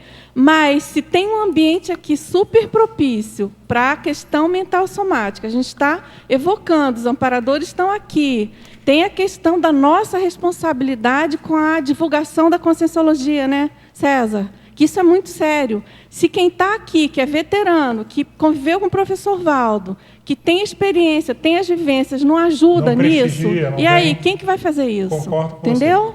E aí, então, fica essa dica, né? Às vezes a pessoa não tem essa noção da importância do holochakra dela aqui ajudando, né? Dulce, eu acho que você está pegando num ponto onde dói. Não há dúvida que as pessoas têm que valorizar mais a oportunidade da tertúlia diária e tem que estar aqui contribuindo mais com o seu holochakra, com as suas ideias e tudo mais. Agora, eu só quero fazer um contraponto, que é o seguinte: independente da participação na tertúlia que tem que ser feita, me parece que nós deveríamos ter algum tipo de atividade para discutir mais até as questões internas nossas, que não fosse transmitido pela internet, que você sabe que às vezes isso é complicado, a gente já teve problema com isso. Então, se é uma conversa mais ao pé do ouvido, olho no olho, aqui, sem ser gravado, sem ser transmitido online, as pessoas talvez não se sintam tão inibidas e a gente possa aprofundar, entendeu? Só quero fazer um contraponto, que a tertúlia é extremamente importante, mas a atividade que o Valdo está falando, me parece que também que tem um outro viés, uma outra linha. Tá? César, mas eu gostaria só de ler, gente, só para eu fechar esse ponto, eu gostaria, porque a gente está começando a debater, eu quero fechar para vocês verem como é que foi a transcrição desse trecho de 4 minutos no estilo Calepino, como está na obra. Então, é o seguinte. Veja se está mais ou menos fidedigno, se a ideia está aqui. Eu acho que essa é a essência. Parta do princípio que é uma nota de aula. Talvez estivesse faltando ali, apesar de estar na introdução da obra, que é tudo anotação de aula, tudo bem, a gente pode pegar as 1.600, 1.800 anotações de tertúlia e botar em todas elas nota de aula, não tem problema. Mas veja se atende. Essa é a questão. E a dificuldade que é, porque você não pode ficar falando, como eu falei, de amparador, aí você começa a ampliar demais e começa a tirar o foco. Amanhã eu não estarei mais intrafisicamente aqui. Vocês devem continuar tendo reuniões até diárias. Isso ajuda o acerto disciplinar da organização interna. Aproveitem as companhias, mas cara a cara. Isso é bem mais sério que pensamos. O problema físico, quando a pessoa está junto, fica mais extrafísico. Quando temos um convívio mais chegado e estreito, isso é de grande importância. Além disso, ocorre a potencialização dos efeitos da equipe extrafísica pela soma dos esforços dos amparadores que trabalham junto a cada um. Então, talvez não tenha ficado uma Brastemp, tenha ficado uma CCE, mas a ideia está ali, entendeu? E aí, o que acontece? Se você se você se atrai por esse raciocínio, você já tem ao menos uma linha. É aquele cheiro ali, um fio da meada, opa, vou pegar essa tertúlia, porque eu quero me informar mais a respeito, eu quero entender bem o que o Valdo falou e como o Valdo falou. Beleza, aí vai lá, assiste e vai ter acesso à informação, entendeu? Isso aqui, gente, para mim é muito importante, porque assim, é para mostrar a exaustiva pesquisa que tem por trás, como é que foi, um pouco da metodologia, como é que foi feita, entendeu?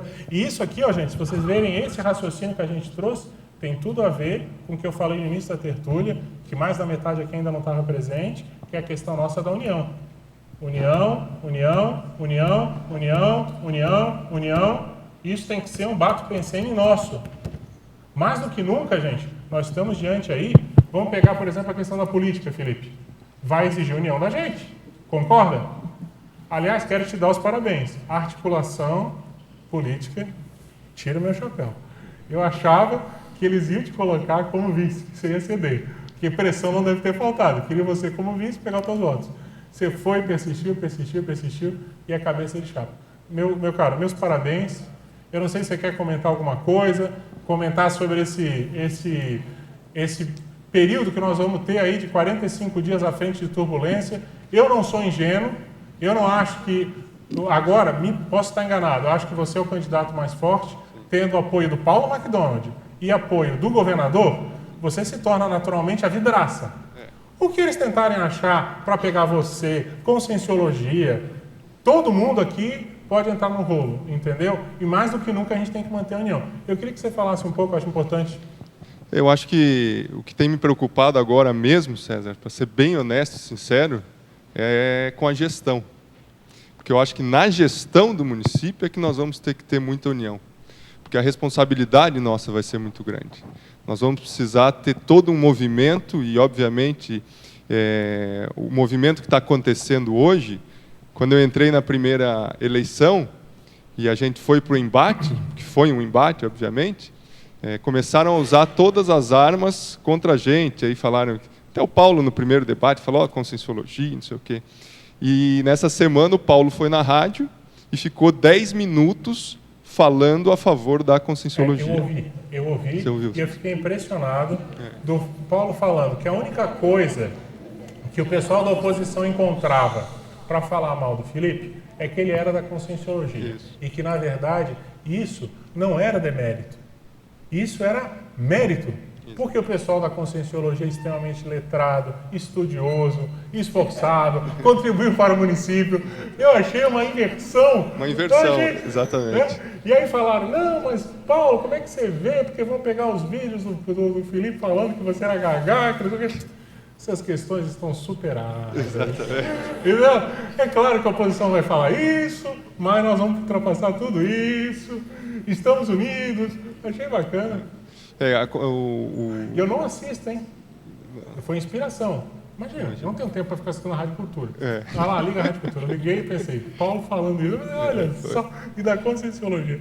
Mas desculpa aí. Antes o governador entrou dando apoio, manifestando apoio público, e aí o Paulo entrou e falou, porque o que está acontecendo agora, gente? As moedas estão se invertendo. Antes as pessoas...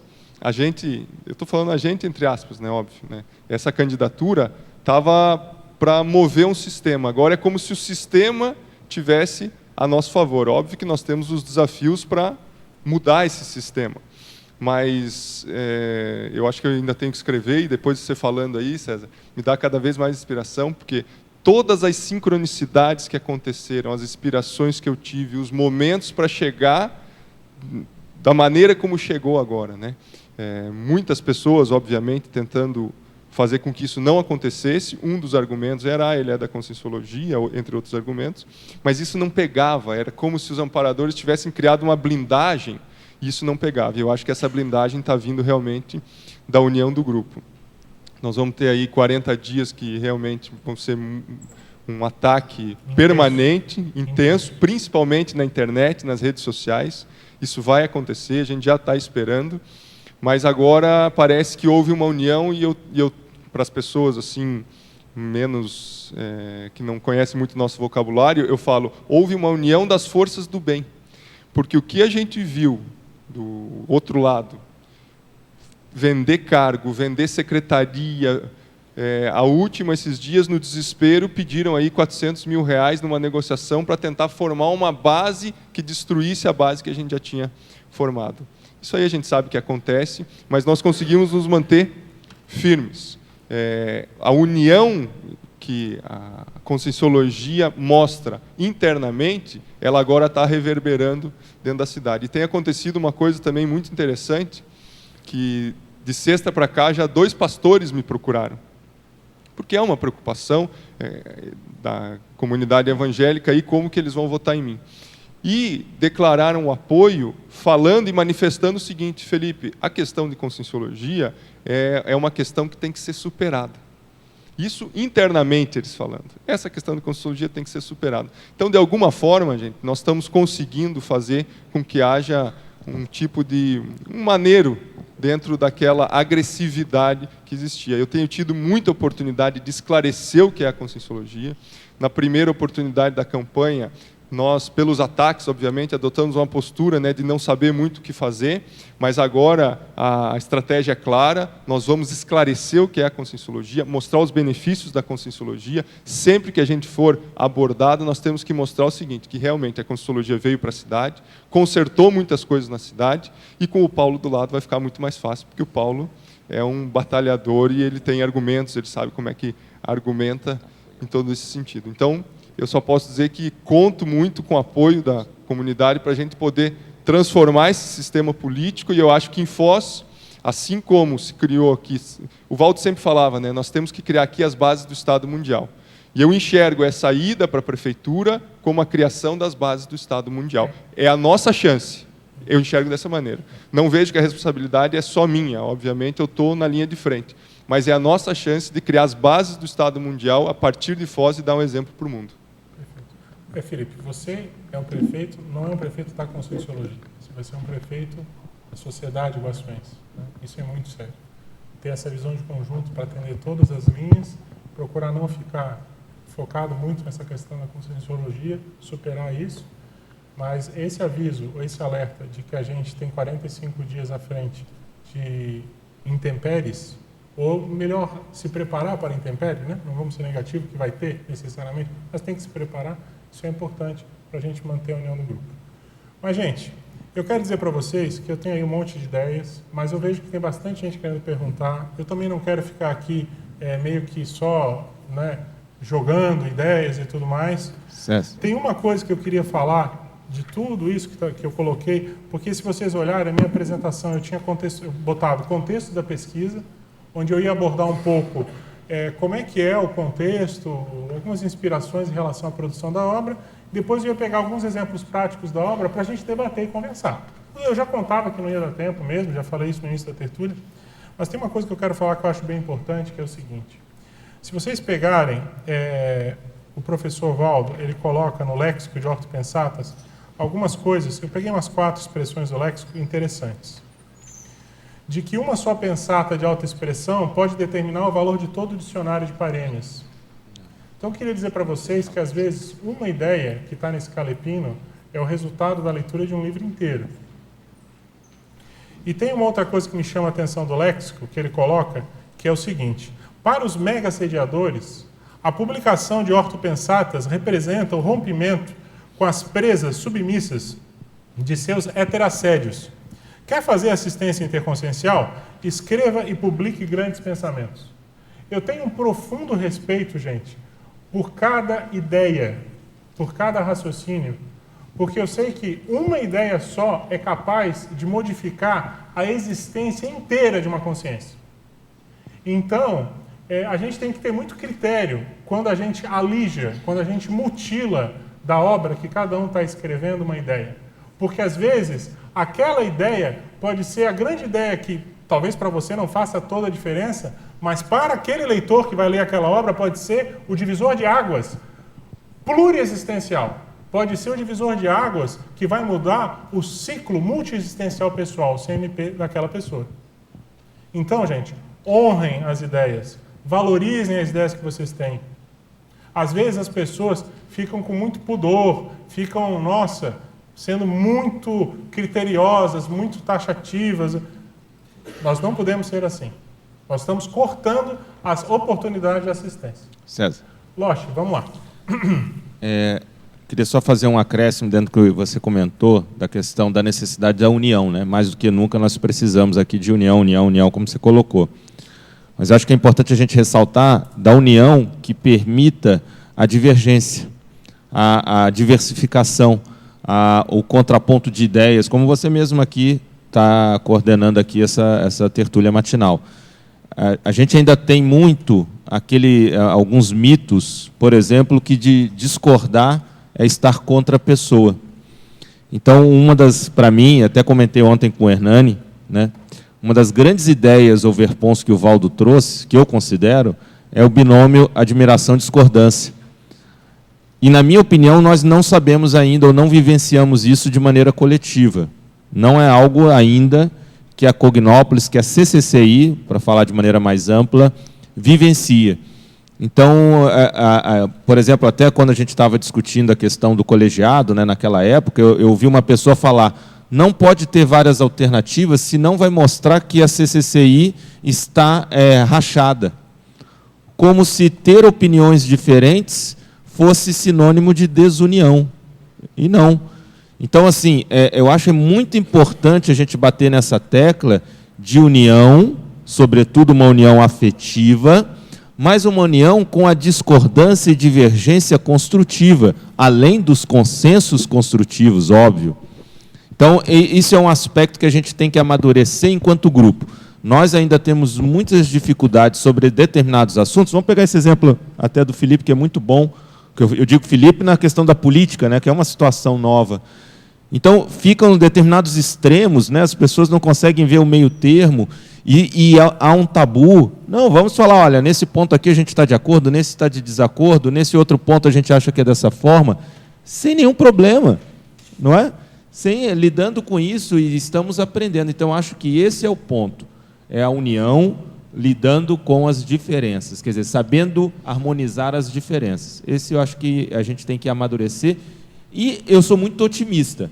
Eu vejo tudo isso uma oportunidade. O pessoal falava assim, né? Pena que o Valdo agora dessomou e a gente não fez uma série de coisas, né? Se o Valdo tivesse aí seria mais fácil.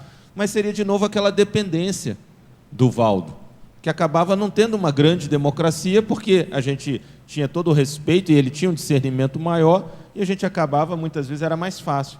E agora não, agora a gente está tendo que construir isso coletivamente. Então, isso é muito interessante, desafiador, e eu acho que uma grande oportunidade para nós, enquanto até início, né, do Estado Mundial, construir isso. Porque o Estado Mundial pode ser de várias formas, pode ser no estilo imperial, ditatorial, Estado total. Mas que Estado Mundial que a gente quer? Né? É o Estado Mundial democrático, conscienciocrático. Não, calma. Não, olha, democrático, conscienciocrático, cosmoético. Então, até a noção de cosmoética vai variar para mim, para você, para o outro, e nós temos que ter a dialética para construir isso. Agora, Rocha, né?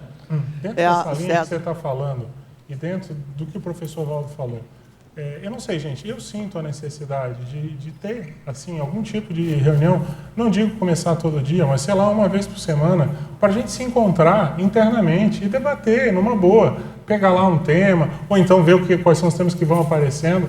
Mas eu sinto esse tipo de necessidade. Como se fosse uma reunião do colegiado de intercooperação semanal. Mas não precisa chamar, porque vai dar toda uma série. Eu digo que o colegiado é mas todo mundo. Como se fosse uma conversa entre a gente, uma tertúlia, uma aula, mas também tem que ter o foco mental somático. Eu sinto necessidade de ter esse tipo de atividade. Tá? Eu não sei, eu estava pensando até dentro da ECT de começar uma atividade assim. Só uma dica, quando você põe sua mão aqui, abafa o som. Abafa, obrigado. Eu sou marinheiro e veio minha viagem, tá? Desculpa aí. Dando continuidade ao que está sendo falado, apenas acrescentando mais um item que eu acho que vale a pena, pelo menos a experiência de trabalho mostra isso, vale a pena a gente refletir, que é a forma. A forma de fazer tudo isso que o Losch resumiu ali é de extrema importância. Inclusive, rapidamente, infelizmente, eu não estou com o paper que você divulgou, mas eu li da colega e vi que você faz uma citação ali que eu escrevo a respeito de que o fio da navalha, aquela boa intenção vira um critiqueiro. Eu selecionei porque eu achei útil. Total de grupo. Olha só o que a Marina escreveu. De forma o negócio funciona. Me permita ler, por favor. Eu classifiquei como hipercriticidade. Ela escreve isso no A Qualificação da Consciência Inepsável, Consciência, volume 3, número 1, página 12. Marina Tomás. É o último raciocínio dessa folha que vocês têm. Evitações. É válido esclarecer sobre a importância de se qualificar a pensanidade crítica. No exercício da assistencialidade, a critiquice, mania de achar defeitos em tudo e em todos, ou de pensar mal a priori, impede a manifestação da fraternidade para com os assistidos e faz conexão com os algozes da vítima a ser atendida. Ou seja, ao invés de agir em conjunto com os amparadores do assistido, a favor deste, fortalece os assediadores da vítima, enfraquecendo-a ainda mais. Tal comportamento ou postura íntima não é raro acontecer no universo consciencial e nas relações interconscienciais diuturnas. E aí, se me permite, eu vou pegar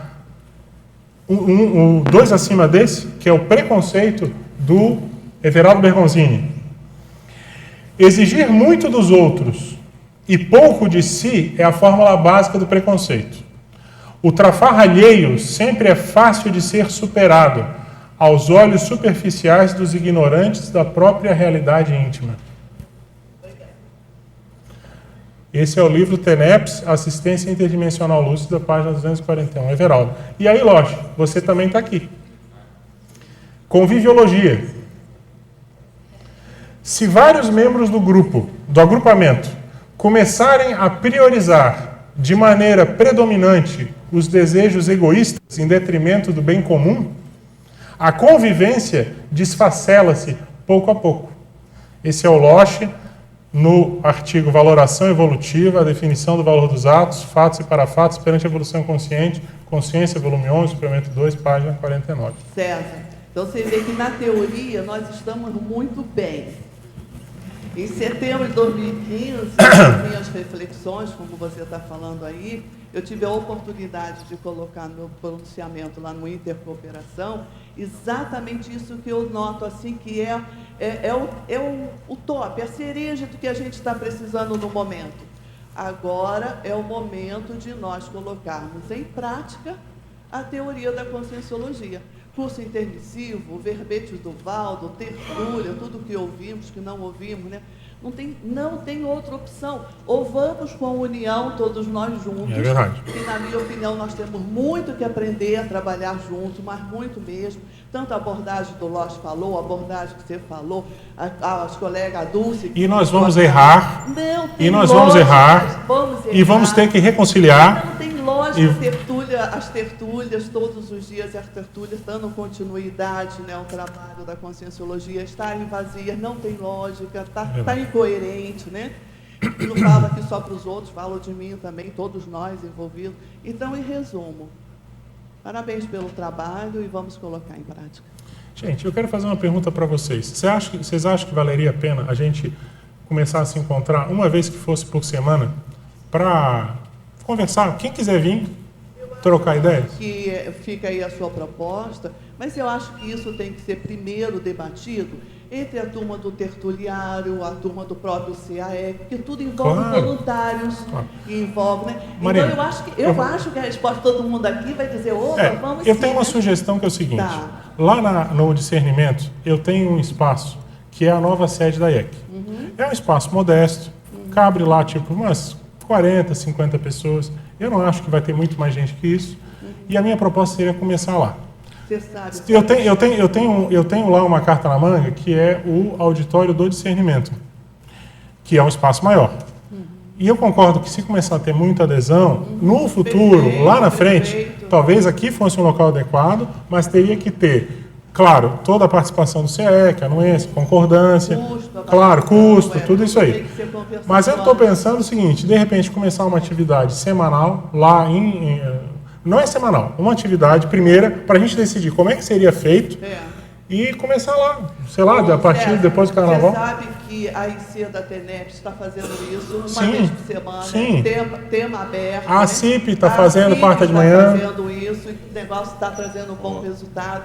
E a partir daqui alguma coisa vai surgir de resultado. Então, eu não sei gente, o que é melhor. Isso. Mas com certeza debatermos, né, com as pessoas que estão no dia a dia fazendo as coisas acontecerem, eu acho que pode trazer um bom resultado. Eu tenho uma proposta então. A partir do dia, vamos deixar passar o carnaval. Eu vou pedir a sua ajuda, Flávia, que você é a pessoa que trabalha lá com a gente e ajuda muito. Vamos começar a partir depois do carnaval, o primeiro domingo é dia 5 de março. Então vamos começar num domingo, final de tarde, para não chocar a princípio com nenhum. Eu pensei no horário das 5 às 7 da noite. Vamos fazer lá na sede da IEC, na sede nova, e vamos começar um bate-papo.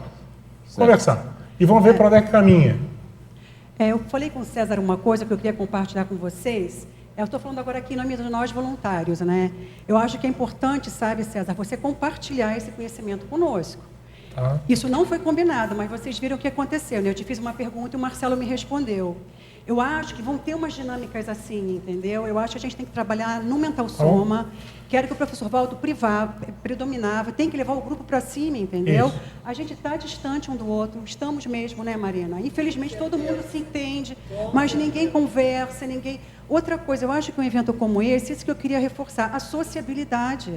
A gente tem que conversar, gente, nem que seja sobre de abobrinha, como é que foi teu fim de ano, você está namorando quem, conviviologia. Você tá separado, vou chorar no seu ombro, sei lá, entende? Nós somos humanos, somos conscientes pré-serenonas vulgares e nós precisamos disso.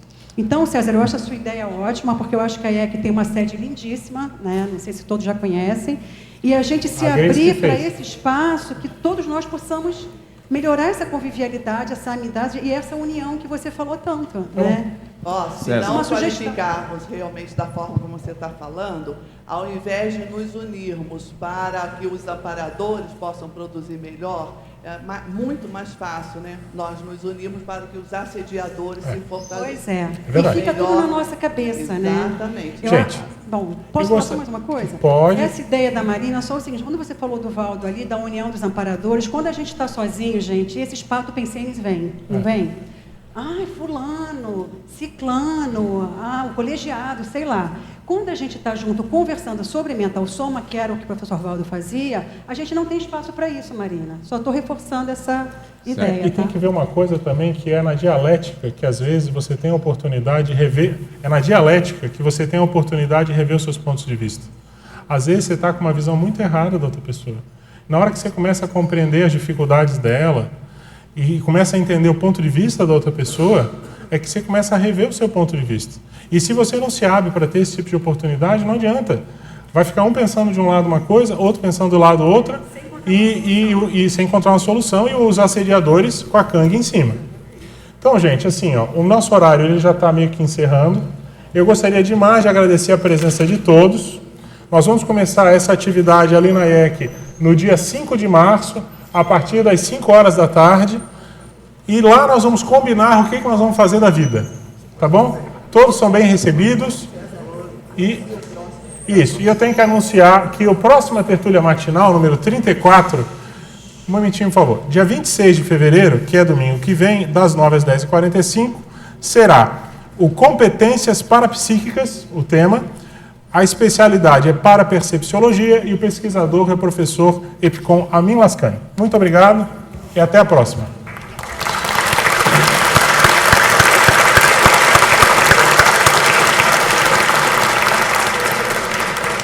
E eu quero o livro, por favor. Me devolvam aí, tá? Senão daqui a pouco cai no mundo.